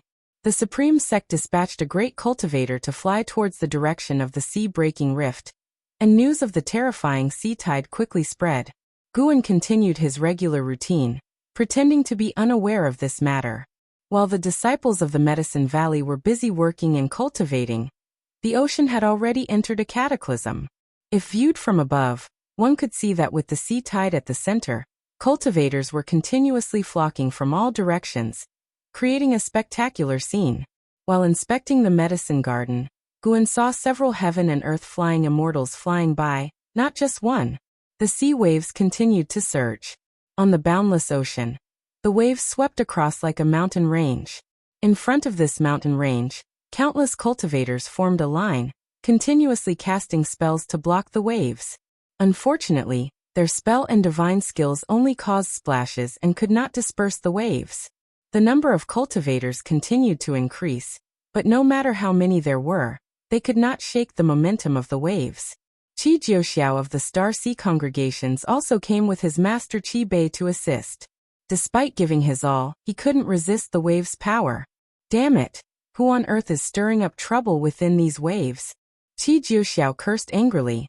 But none of the Star Sea congregation's cultivators nearby answered him. They were all very nervous. Only those who truly cast spells to block the waves could feel the terrifying power contained within. Qi Bai's voice came from a distance. It doesn't matter who is causing trouble. We must stop this. Countless beings with low cultivation levels are on the continent behind us. The Star Sea congregations must protect them. Qi Jiuxiao understood this principle. He was merely complaining, but his hands did not stop moving. Suddenly, Qi Jiuxiao felt a vast aura coming from behind, causing his mana to pause for a moment. Whoosh! A gust of fierce wind howled, startling the cultivators to instinctively turn their heads to look. Qi Jiuxiao did the same, widening his eyes. He saw thunderclouds unfold in the sky, and at the end of the clouds stood a massive flag, 10,000 feet high, as if its top had touched the sky. Any living being appeared insignificant before this flag. Qi Jiuxiao recognized the origin of this flag with just one glance. It was the Immortal Path's supreme treasure of the Star Sea congregations. The Star Sea Primordial Unity Banner. The black flag seemed to contain a vast star sea, with starlight twinkling, making anyone who looked at it become deeply immersed, unable to extricate themselves. With the appearance of this flag, the morale of the Star Sea congregation's cultivators soared. Cultivators from other sects also inquired about it. Upon learning that it was the Immortal Path's supreme treasure, the Star Sea Primordial Unity Banner, every cultivator felt excited. Now we are secure. This is an Immortal Path's supreme treasure.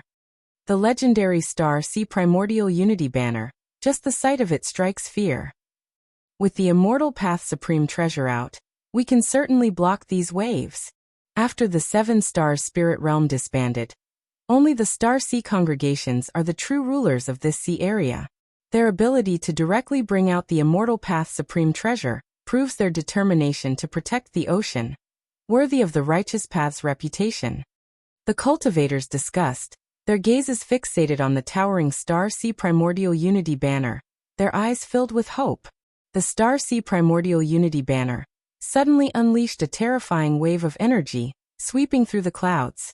The sea of stars on its surface lit up with countless streams of celestial light, as if rain of stars crossed the sky, crashing towards the majestic and magnificent sea waves. Far away in the Third Medicine Valley, Guan looked up, noticing the appearance of scattered rays in the sky. With a glance, he could tell that it was an anomaly caused by the Immortal Path's supreme treasure. As expected of an Immortal Path's supreme treasure on par with the 7 Stars Mirror. Under Gu An's gaze, the unstoppable waves were dispersed by the power of the Star Sea Primordial Unity Banner. Countless cultivators were thrown off, the splashes reaching the sky, and the sea surface was pressed into a spectacular hollow, a stunning sight. At this moment, Guan felt a strange force emerging from the sea-breaking rift, surging along the sea, raising waves even higher than before, as if it would drown the celestial Star Sea Primordial Unity Banner. Cultivators from all directions were stunned and quickly mobilized their mana to resist. Gu An's divine sense looked farther away. The sea-breaking rift raised 2 wave masses, moving in opposite directions. The waves on the other side were also met with countless cultivators joining forces to block them, but to no avail. As the waves advanced, their length continued to grow, forming what indeed could be a world-destroying sea tide. Guan watched for a while before withdrawing his divine sense.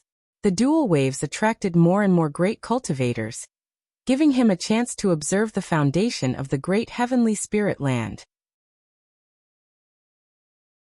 When he returned to the pavilion, he saw Nine-Fingered Divine Lord standing by the wooden railing, staring north in silence. Guan approached and asked what he was thinking about. Nothing much. Nine-Fingered Divine Lord shook his head. He was naturally focused on the ocean's calamity.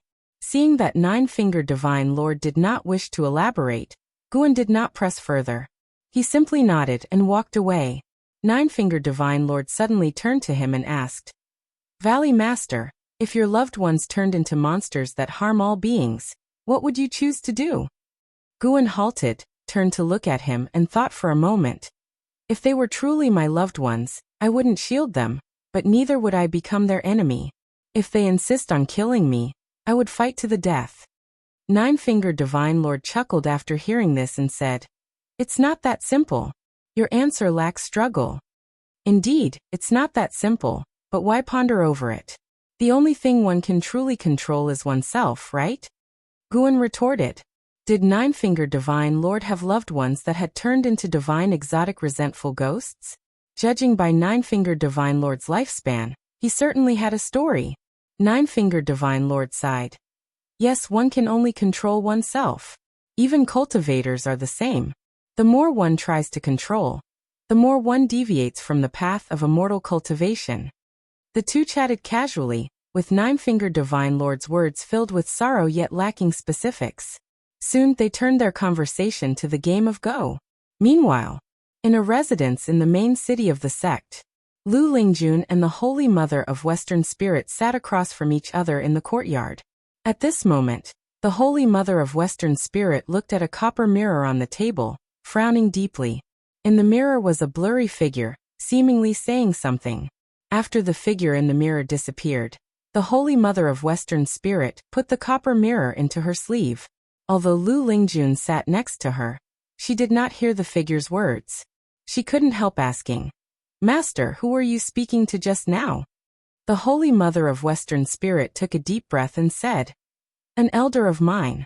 I asked him about the path of this catastrophe. He advised me to leave early to avoid it." Upon hearing this, Lu Lingjun's brows furrowed.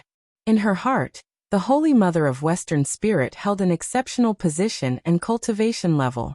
Even if she was not as powerful as Sword Venerable Fudao, she was still one of the top great cultivators she had ever seen. For even the being behind the Holy Mother of Western Spirit to advise them to avoid this calamity, it must be extraordinary. The cause and effect hidden within the sea-breaking rift are such that even my elders dare not involve themselves. Perhaps we truly should leave. The world is vast, there will be somewhere to escape the disaster. The Holy Mother of Western Spirit said with a sigh.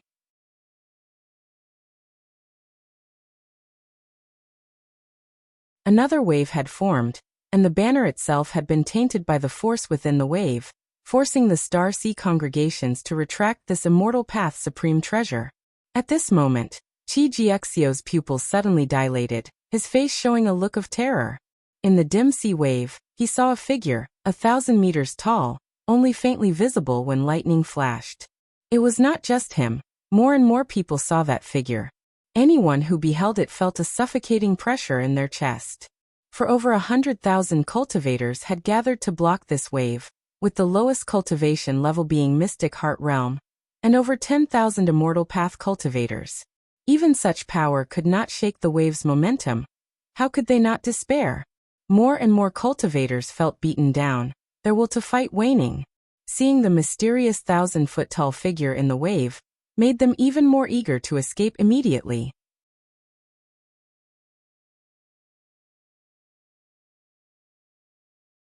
Chapter 262. It is Sword Venerable Fudao. As noon approached, Guan arrived at Mystic Valley. It had been 2 days since the sea-breaking rift had erupted with waves, and now it was the third day. Guan was about to gather medicinal herbs when he suddenly sensed something. He sighed softly, then continued harvesting. He had already felt a powerful force approaching from afar. Originally, Guan didn't want to concern himself with the survival of the 2 distant continents. The waves would have to pass through these 2 continents before reaching his own, and they were still very far away. But now, a dangerous aura had emerged from within the waves, forcing him to change his strategy. He couldn't wait until the force behind the catastrophe neared his continent before acting. If that happened, it would easily lead to unexpected changes. The farther the catastrophe remained from the Supreme Sect, the more room he would have to operate. He couldn't fight on the continent itself, where he would have to consider the well-being of all living things. As the catastrophe progressed, the entire ocean had become aware of the existence of the divine exotic resentful ghost. The sea-breaking rift was definitely not a natural calamity. Deep within it lay a force poised to overturn the mortal world. Whether Guan intervened or not, this would be a disaster the entire ocean needed to face together. Guan continued gathering medicinal herbs while pondering how to act. Lu Jiojia, the chief disciple of Mystic Valley, approached and softly asked, "Senior brother, I've heard there is a disaster at sea that could potentially affect our continent.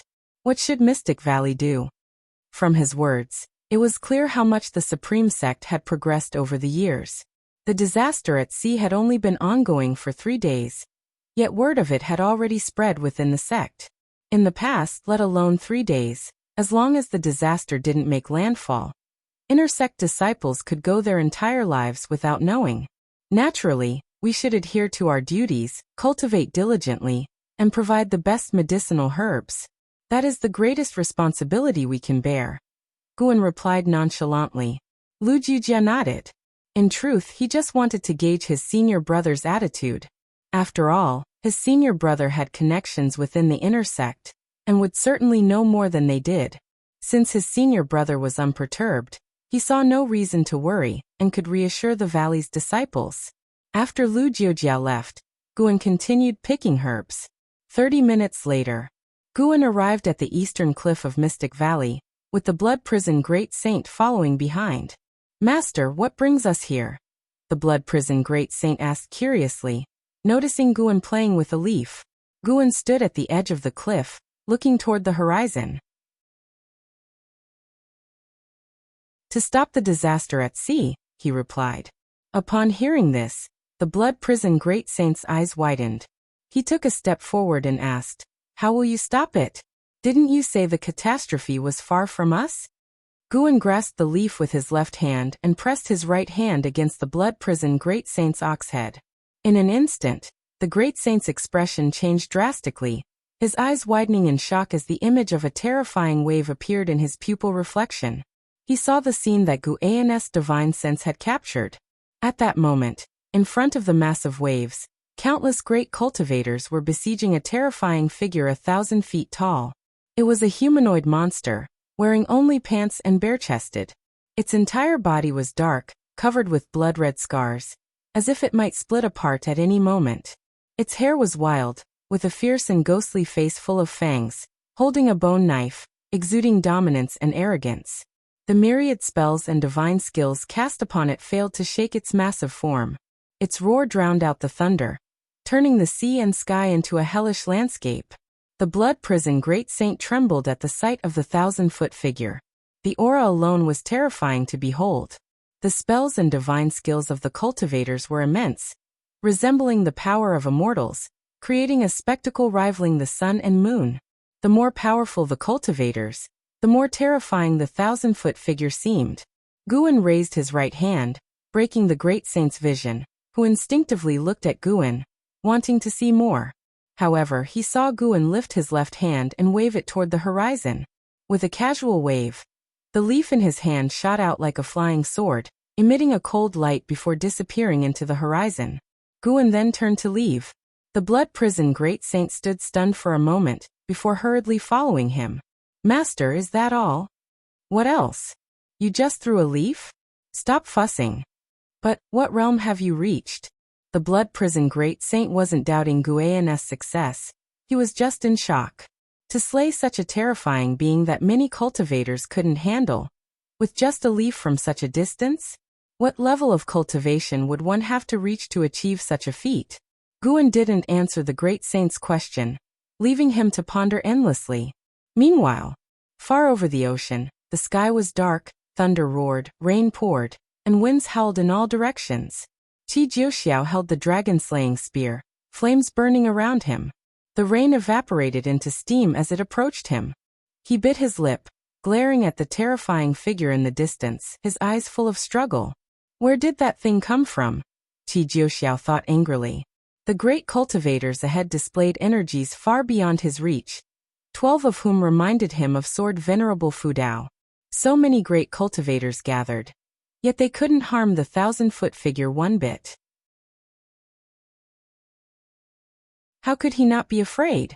Some cultivators had already fled in terror, and he too hesitated whether to retreat. If the great cultivators ahead retreated, their speed would surely outpace his. Whoever was the slowest would die. But he also feared others might choose to fight to the end. If he fled, how could he maintain his standing in the immortal cultivation world later?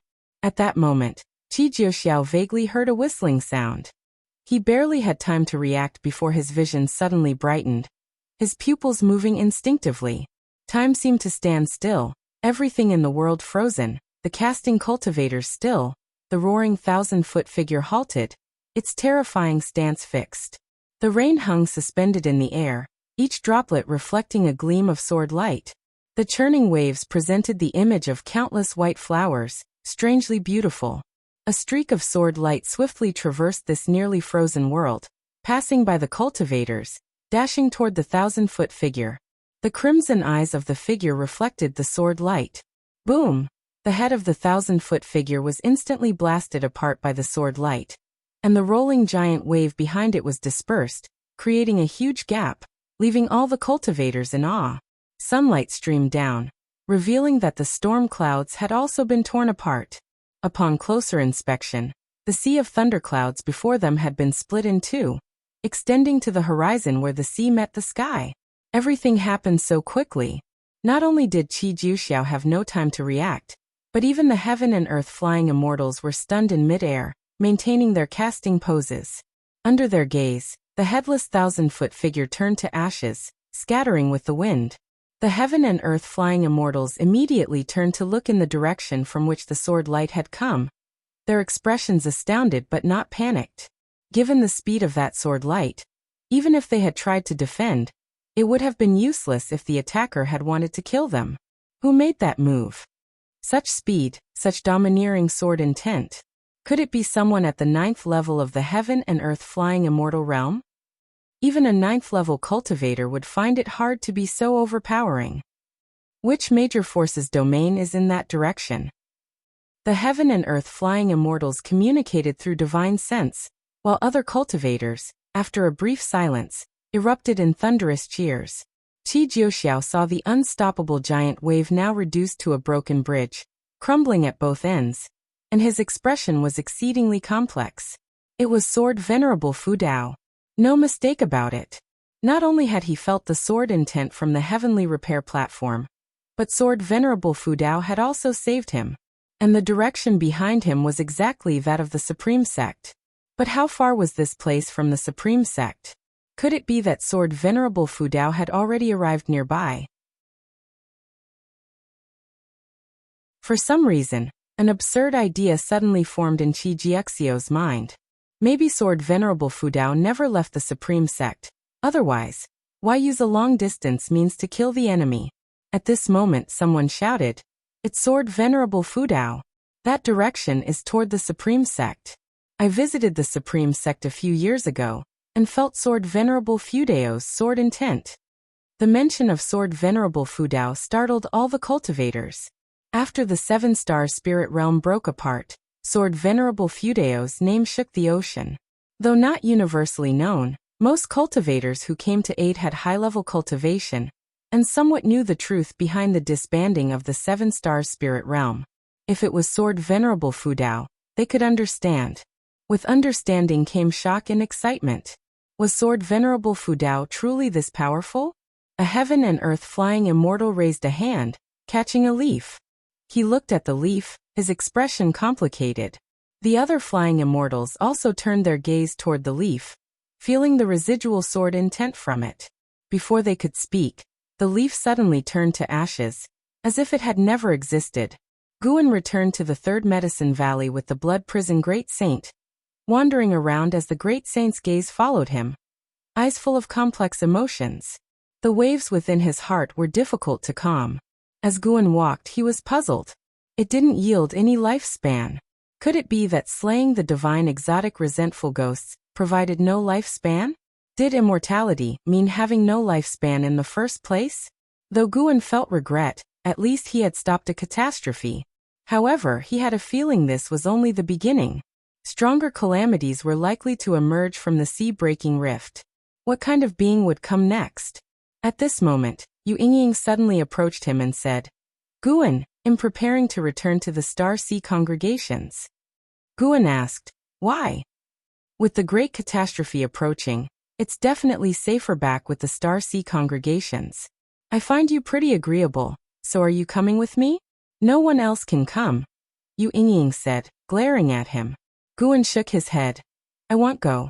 My cultivation level is too low to survive in the Star Sea congregations. If the Supreme Sect were to fall tomorrow, I would rather disappear with it." In the distance, the Blood Prison Great Saint couldn't help but roll his eyes. The master fooling a simpleton again. Yu Yingying opened her mouth, but in the end, said nothing. She patted Gu An's shoulder and turned to pack her things. Guan had no intention of stopping her. It was a good thing for Yu Yingying to return to the Star Sea congregations early, as it prevented her from causing him trouble. Yu Yingying had a strange cause and effect within her, suppressing her talent and lifespan. Guan couldn't see through this cause and effect for the time being, so he didn't want to get too involved with her. If he got too emotionally attached, he would have to help her eventually, which would be too troublesome.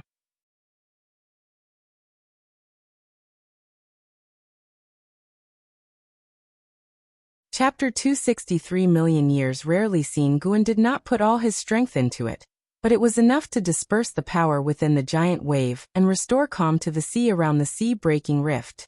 As for the calamity on the other side of the tidal wave, Guan was too lazy to care. He did not believe that no one over there could stop the waves. Even if Guan did not intervene, he thought that there were powerful beings in the ocean capable of acting. It was just the timing was hard to gauge. Perhaps after the Supreme Sect was submerged. The facts turned out just as he had guessed. 2 days later, Guan saw a mysterious great cultivator cast a spell to scatter the waves on the other side of the sea-breaking rift. Although it was not enough to make him apprehensive, he could confirm that person was the carefree primordial immortal. After dispersing the waves, that carefree primordial immortal disappeared. This land indeed hid many powerful figures. The higher the realm, the more mysterious they were, some like Guan who had hidden in the city, while others secluded themselves in caves, ignoring worldly affairs. Previously, Guan had explored this land, and there were quite a few places he could not see through at a glance. 3 days later, news from the sea reached the Supreme Sect. Sword Venerable Fudao acted and killed a powerful divine exotic resentful ghost, resolving the calamity. Supreme Sect was instantly in an uproar, the news spreading quickly. Guan was still reading in the pavilion when he heard the disciples discussing it. He did not go downstairs but continued reading. This intervention did not give him a sense of accomplishment.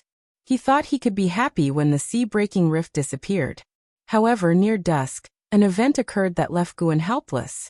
It was that Yu Yingying, who had left a few days ago, had returned. Upon her return, she immediately found Guan and eagerly shared the situation she had learned, her tone full of admiration and respect for Sword Venerable Fudao. She understood the situation more clearly. It was said that the sea-breaking rift erupted with waves that could sweep through heaven and earth, hiding a divine exotic resentful ghost that even the star sea congregations could not deal with. She also made a point of explaining the divine exotic resentful ghost, fearful that Guan did not know how terrifying this thing was. Guan cooperated with her, showing nervousness when talking about the calamity and divine exotic resentful ghost.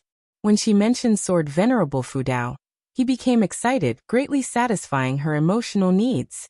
This event had a huge impact on Yu Yingying, and she had to find someone to talk to, preferably a Supreme Sect disciple. She wanted the Supreme Sect disciples to be grateful, and to know how strong Sword Venerable Fudao was. Receiving Sword Venerable Fudao's favor, it seemed that heaven favored the Supreme Sect. If such a strong person lived in the Star Sea congregations, how great would that be? As Guan listened, he felt something was amiss. Why was she telling him this? Could she have guessed that he was Sword Venerable Fudao? For a moment, Guan felt apprehensive towards Yu Yingying. Yu Yingying had no idea of Guan's thoughts. She just said whatever came to mind and never considered whether Guan might be Sword Venerable Fudao. After a long while, Yu Yingying, having fully vented her desire to share, left with a pleased heart. Guan watched her back, thinking it a pity he could not use this opportunity to shake her off. Considering her great admiration for Sword Venerable Fudao, he decided to let her stay a bit longer. In the following days, the entire Supreme Sect revolved around discussions of Sword Venerable Fudao, and with many ocean cultivators in the sect, news of the divine exotic resentful ghost also spread. Indestructible and immortal, devouring living spirits. Divine exotic resentful ghosts were transformed from living spirits. Just hearing this was terrifying. It is worth mentioning that Yu Yingying went to the outer gate city every day to preach the might of Sword Venerable Fudao. She felt that some things needed to be clearly stated, so that the Supreme Sect could more greatly revere Sword Venerable Fudao. Every time Sword Venerable Fudao acted, the number of cultivators on the heavenly repair platform increased dramatically.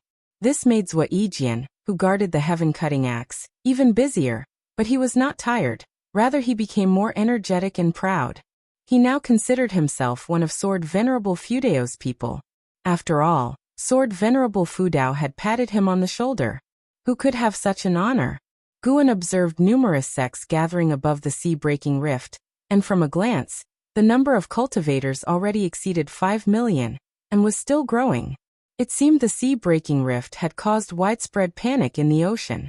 His gaze shifted upward, noticing more and more heaven and earth flying immortals arriving in the great heavenly spirit land.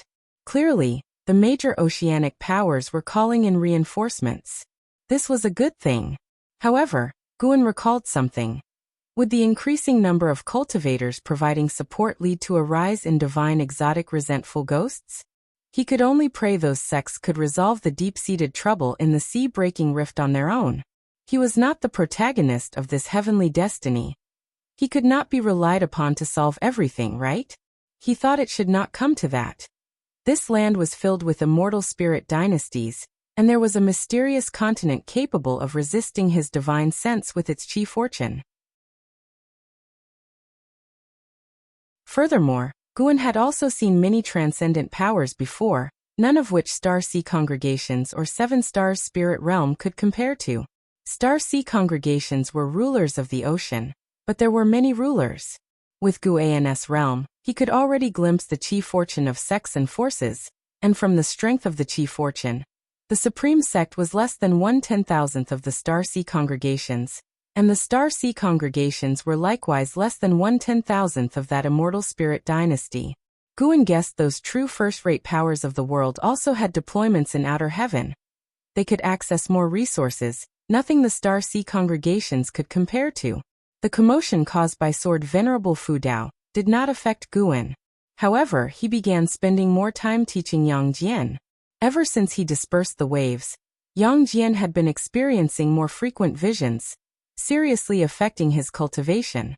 Once, while Guan was instructing Yang Jian in his cultivation, Yang Jian suddenly fell into a daze. Guan had to shake him awake, drenched in cold sweat. Yang Jian had seen himself being devoured, utterly powerless to resist, and the intense pain was not an illusion but a real sensation to his flesh. Unfortunately, Guan could not deduce the source of the visions through cause and effect. Time passed day by day. The year-end arrived. Winter snow covered the land and mountains. In the forest 100 miles outside Mystic Valley, Guan was instructing Yang Jian in the limitless freedom step. Yang Jian possessed high talent and comprehension, but limitless freedom step was equally profound. Mastering it was challenging even for him. After a maneuver, Yang Jian almost crashed into a tree, but he stabilized himself just in time. He turned to look at Guan about to speak, but suddenly frowned. He clutched his head with both hands and unexpectedly knelt in the snow.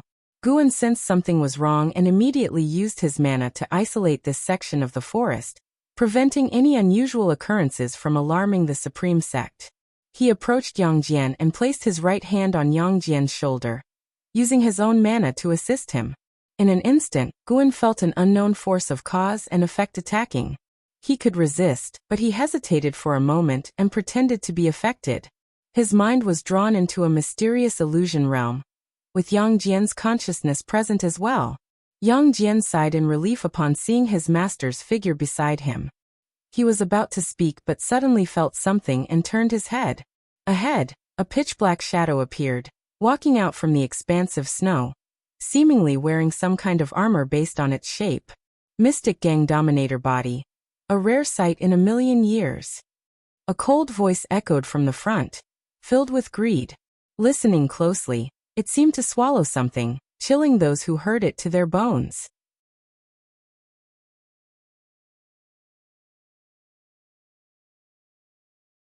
Chapter 264. You die, or I perish. Mystic Gang Dominator Body. This was the first time Guan had heard of Yang Jian's physique by name, which made him even more interested in the mysterious shadow. This person must be the great achievement ancient treasure body mentioned by the immortal-seeking Taoist. The illusion was still a world of ice and snow, and the shadow ahead appeared even more terrifying amidst the swirling snowflakes.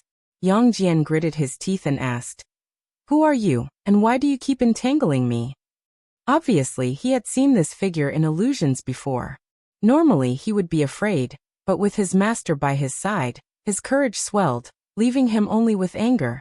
The shadow stopped, opened a pair of cold eyes, and their gaze landed on Yang Jian, making his heart tremble. You and I are both treasure bodies, nurtured by the chief fortune of heaven and earth. Your dominator body is stronger than ordinary treasure bodies, which makes this seat quite fond of you. 1,000,000 years ago, this seat also consumed a mystic gang dominator body, greatly boosting my chi blood, leaving a lingering taste until now. The shadow lamented, as if reminiscing about the past. His words made Yang Jian shudder with fear. Did this guy want to eat him?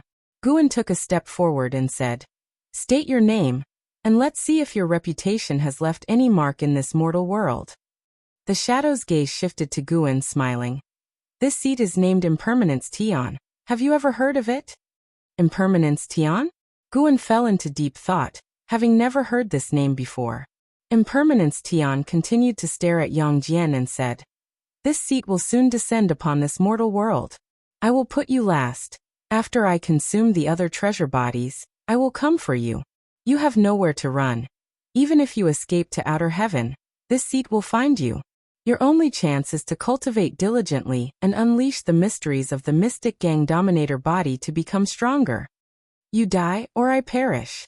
Yang Jian gritted his teeth, though panicked inside. With his master nearby, he didn't want to show fear. He said in a deep voice, "Then come, let me see what you can do." Impermanence Tian laughed out loud, turned, and disappeared into the vast snow. This illusion created by the power of cause and effect shattered along with it. Yang Jian opened his eyes to find his master standing before him. Guan helped him up and said, "He has declared battle upon you, and will likely no longer interfere with you. You can cultivate in peace now." In the illusion realm, Guan couldn't perform lifespan detection on Impermanence Tian, but the power of cause and effect from the other side didn't seem unbeatable, so he remained calm. Yang Jian asked worriedly, "Master, should I leave Medicine Valley, so as to—" "Nonsense. Focus on cultivating. If you say such rubbish again, I will cripple your Tao level," Guan said sternly, interrupting him. Yang Jian opened his mouth, but eventually held back what he wanted to say. He had the deepest feeling of Impermanence Tian's power, which he couldn't describe.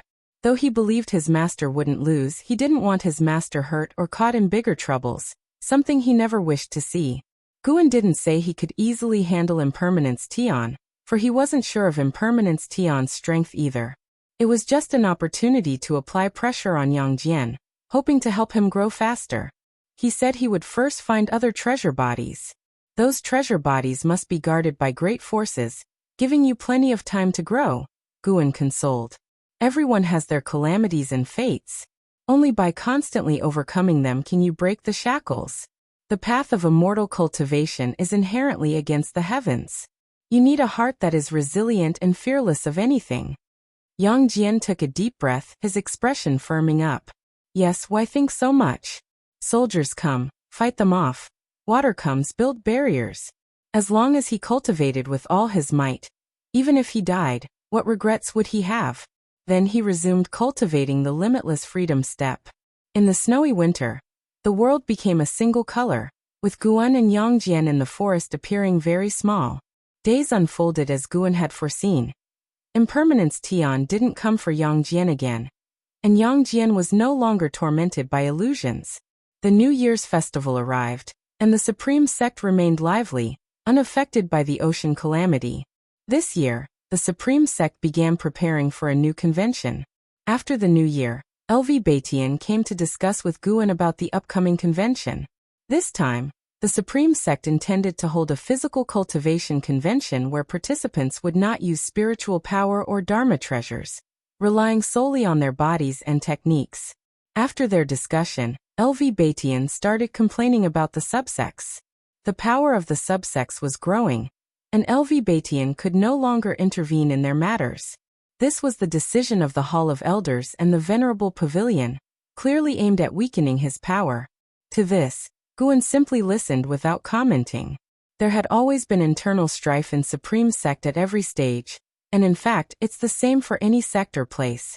As long as it didn't jeopardize the entirety of Supreme Sect, Guan didn't care. If LV Baitian couldn't compete with others within the rules, it was merely a testament to his lack of skill, and nothing more needed to be said. Speaking of subsects, LV Baitian brought up the Ji family. Since Sword Venerable Fudao ventured into the Seven Stars spirit realm, the realm still existed, but it wasn't as dominant as before. Moreover, it had established friendly relations with the Supreme Sect, forcing the Ji family to rebuild ties with the Supreme Sect. LV Baitian remained indifferent to the Ji family, but vice-sect leader Ji Hantian still held a position. Therefore, Ji Hantian arranged for the Ji family to stay in the subsects, aiding in their construction. The rapid development of the subsects could not disregard the contributions of the Ji family. Do you remember the third miss of the Ji family, Ji Xiaoyu? LV Baitian suddenly asked. Guan nodded, but LV Baitian's next words caused his face to change drastically. Ji Xiaoyu had died within the seven-star spirit realm, precisely on the day Sword Venerable Fudao swept through the realm. LV Baitian sighed, observing Guan's reaction. Guan displayed a range of emotions from shock and sorrow to anger, finally turning into a somber expression. He fell into silence and began pouring himself a drink. Could it be that this lad liked Ji Xiaoyu? Indeed, Guan's entry into the Supreme Sect was arranged by Ji Xiaoyu, and in terms of appearance, Ji Xiaoyu was undoubtedly a rare beauty. LV Baitian thought as he watched Guan secretly praised himself for his acting skills, capable of conveying emotions that could influence others. The room fell silent. For a long while, LV Baitian broke the silence. Old acquaintances have gone. On the path to immortality, you're bound to experience these matters. By the way, there's another matter, quite intriguing actually. What is it? Guan raised his eyes to look at him and asked. LV Baitian replied. Another girl of heavenly pride has appeared in the Ji family, also named Ji Xiaoyu. If I hadn't seen this girl, I would have thought it was the previous Ji Xiaoyu, but they were born in different branches of the Ji family, and her talent surpasses that of the former Ji Xiaoyu. Curious, Guan asked. Both called Ji Xiaoyu and both highly talented. Could it be the same person through possession or reincarnation? LV Baitian shook his head. I don't think so. She's named Ji Xiaoyu because she also possesses a primordial Taoist talisman.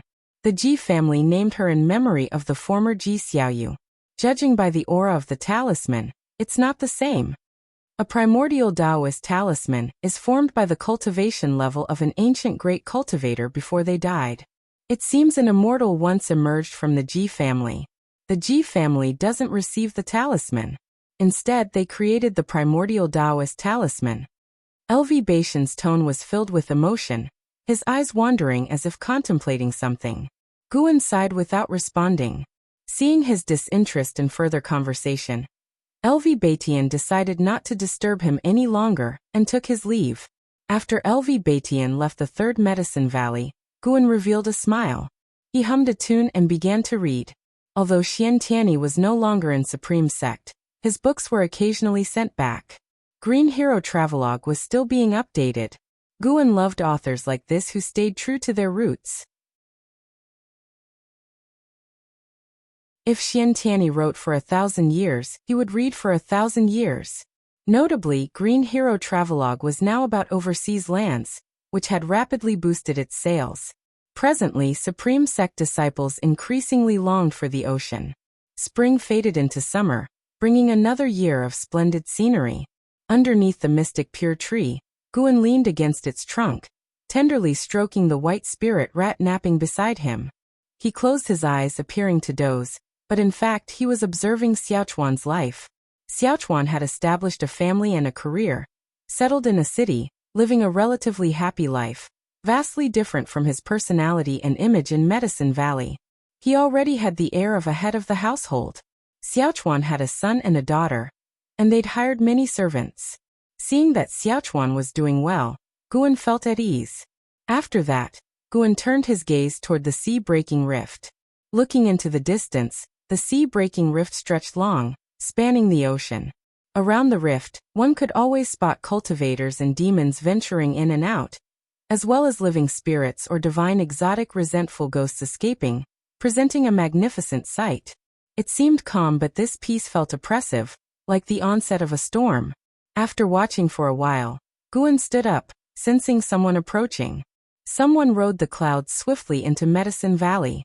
It was Vice Sect Leader Ji Hantian, followed by a finely dressed little girl. Guan hurried to greet them, casting a lifespan detection. Ji Xiaoyu, Energy Cultivation Realm 9th Layer 11/240/9999. Goodness, the extreme lifespan reached 9,999 years.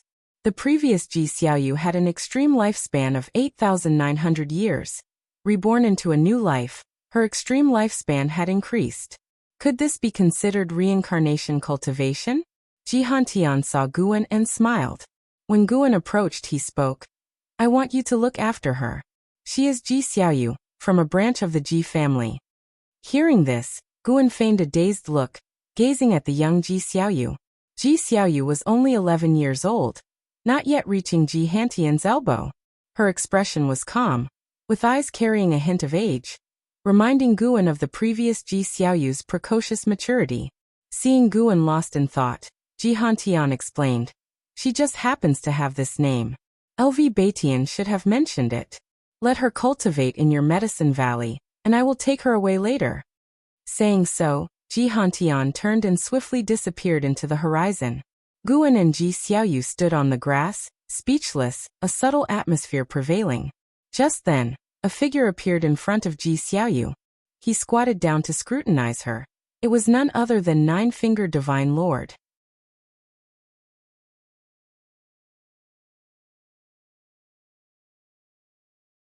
Chapter 265 Supreme Treasure Body. Dream of the previous life. Such a foundation, rare. The Nine-Fingered Divine Lord looked at Ji Xiaoyu and marveled, clicking his tongue. Ji Xiaoyu slightly frowned, circled past the Nine-Fingered Divine Lord, and came to Gu An's side, leaning against him, watching the Nine-Fingered Divine Lord with vigilance. Guan laughed and said, Senior, don't scare the child. The Nine-Fingered Divine Lord stood up, turned to look at Guan and sighed. Guan, this girl has extraordinary talent. You must draw her in while she is still young and build a good relationship. She might save your life in the future. Guan nonchalantly said, I never leave the Supreme Sect. What danger could I encounter? True. The Nine-Fingered Divine Lord smiled, and took another glance at Ji Xiaoyu before turning and leaving. Guan looked at Ji Xiaoyu and laughed. I am called Guan, you can call me Valley Master from now on. Ji Xiaoyu gently nodded, her gaze towards Guan remained calm, as if she really did not remember Guan. This made Guan slightly regretful. In this life, Ji Xiaoyu was ultimately not the same person as in the past. Guan took Ji Xiaoyu's little hand, and walked towards the group of pavilions. Ji Xiaoyu's expression was slightly uneasy, but she did not break free. Afterward, Guan arranged for Ji Xiaoyu to live with an Xian, asking an Xian to take care of her. He had his own motives. Ji Xiaoyu would sooner or later soar to great heights. If she formed a deep bond with an Xian, she could become a significant support for an Xian in the future. After all, an Xian was his disciple, and naturally, he would consider her well-being. It wasn't long before Gu An's door was knocked on, and a childish voice came from outside. Valley Master, can I come in? Guan replied, Come in. The door was pushed open, and the young Ji Xiaoyu walked in. She wore a white lotus dress, her hair neatly combed, resembling a little celestial maiden who had descended to earth. She came to the table, staring at Guan and said, Valley Master, can I live alone? Despite her childish voice, her tone and manner were mature and steady. Why? Guan looked at her, smilingly asking. Ji Xiaoyu replied, I like living alone, and I don't want to be disturbed while cultivating. Guan thought for a moment, then said, How about you live downstairs in my pavilion? The pavilion he resided in had 2 floors. The first floor was for living quarters, and only he could live there. However, he usually stayed in the study on the second floor. Ji Xiaoyu hesitated for a moment, then slightly nodded. Guan kindly smiled. If you need anything, just let me know. Although my surname is Gu, I was also born into the Ji family. Ji Xiaoyu, curious, asked, You were born into the Ji family?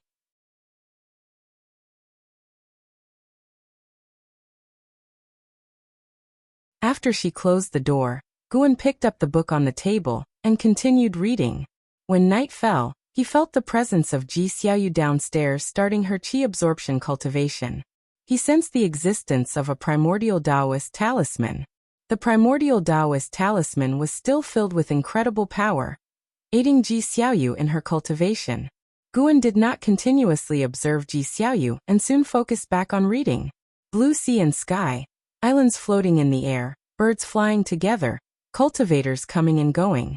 On a floating island, palaces were situated, the interior bright with light, the ground as blue as the sea, glistening with light. And Hao sat cross-legged in the water pool, surrounded by mist, his black hair floating slightly, and a faint light emanated from his body, resembling a fire glow. A figure appeared out of thin air by the poolside. A man in a long robe, with an immortal aura, holding a horsetail whisk, his white hair tied beneath a lotus crown, with 3 flying swords of different shapes floating behind him. Disciple, in the coming period, you must not leave the Star Sea congregations. I will be heading to the sea-breaking rift, and do not know when I will return. The man in the long robe said.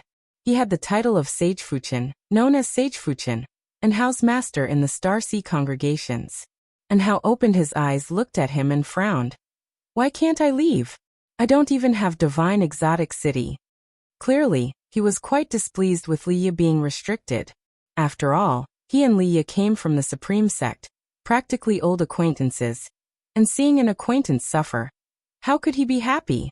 Sage Fuchen shook his head and said, Your situation is different. Your trouble is greater.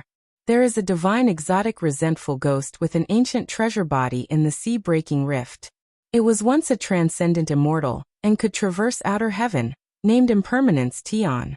Impermanence Tian plans to devour all treasure bodies in the world. He will inevitably target you, and his Tao level is stronger than a wandering immortal. Stronger than a wandering immortal. And Hao's face shifted slightly, although he now understood the levels of the immortal path realm. The highest he could reach was the wandering immortal. Beyond that, it was a sect taboo not to be explored lightly. Sage Fuchen comforted. If you stay within the Star Sea congregations, he can't do anything to you, so do not venture out. Wait until all congregations eliminate the divine exotic resentful ghost at the bottom of the sea-breaking rift. And Hao nodded. He wouldn't tempt fate by trying to challenge Impermanence Tian's might. Though he might have great talent, in terms of strength on this ocean, he knew he was still very weak, even considered a bottom-tier cultivator. Then, Sage Fuchen gave a few more reminders before leaving. And Hao raised his right hand. A wisp of flame emerging from his palm, condensing into a small sun.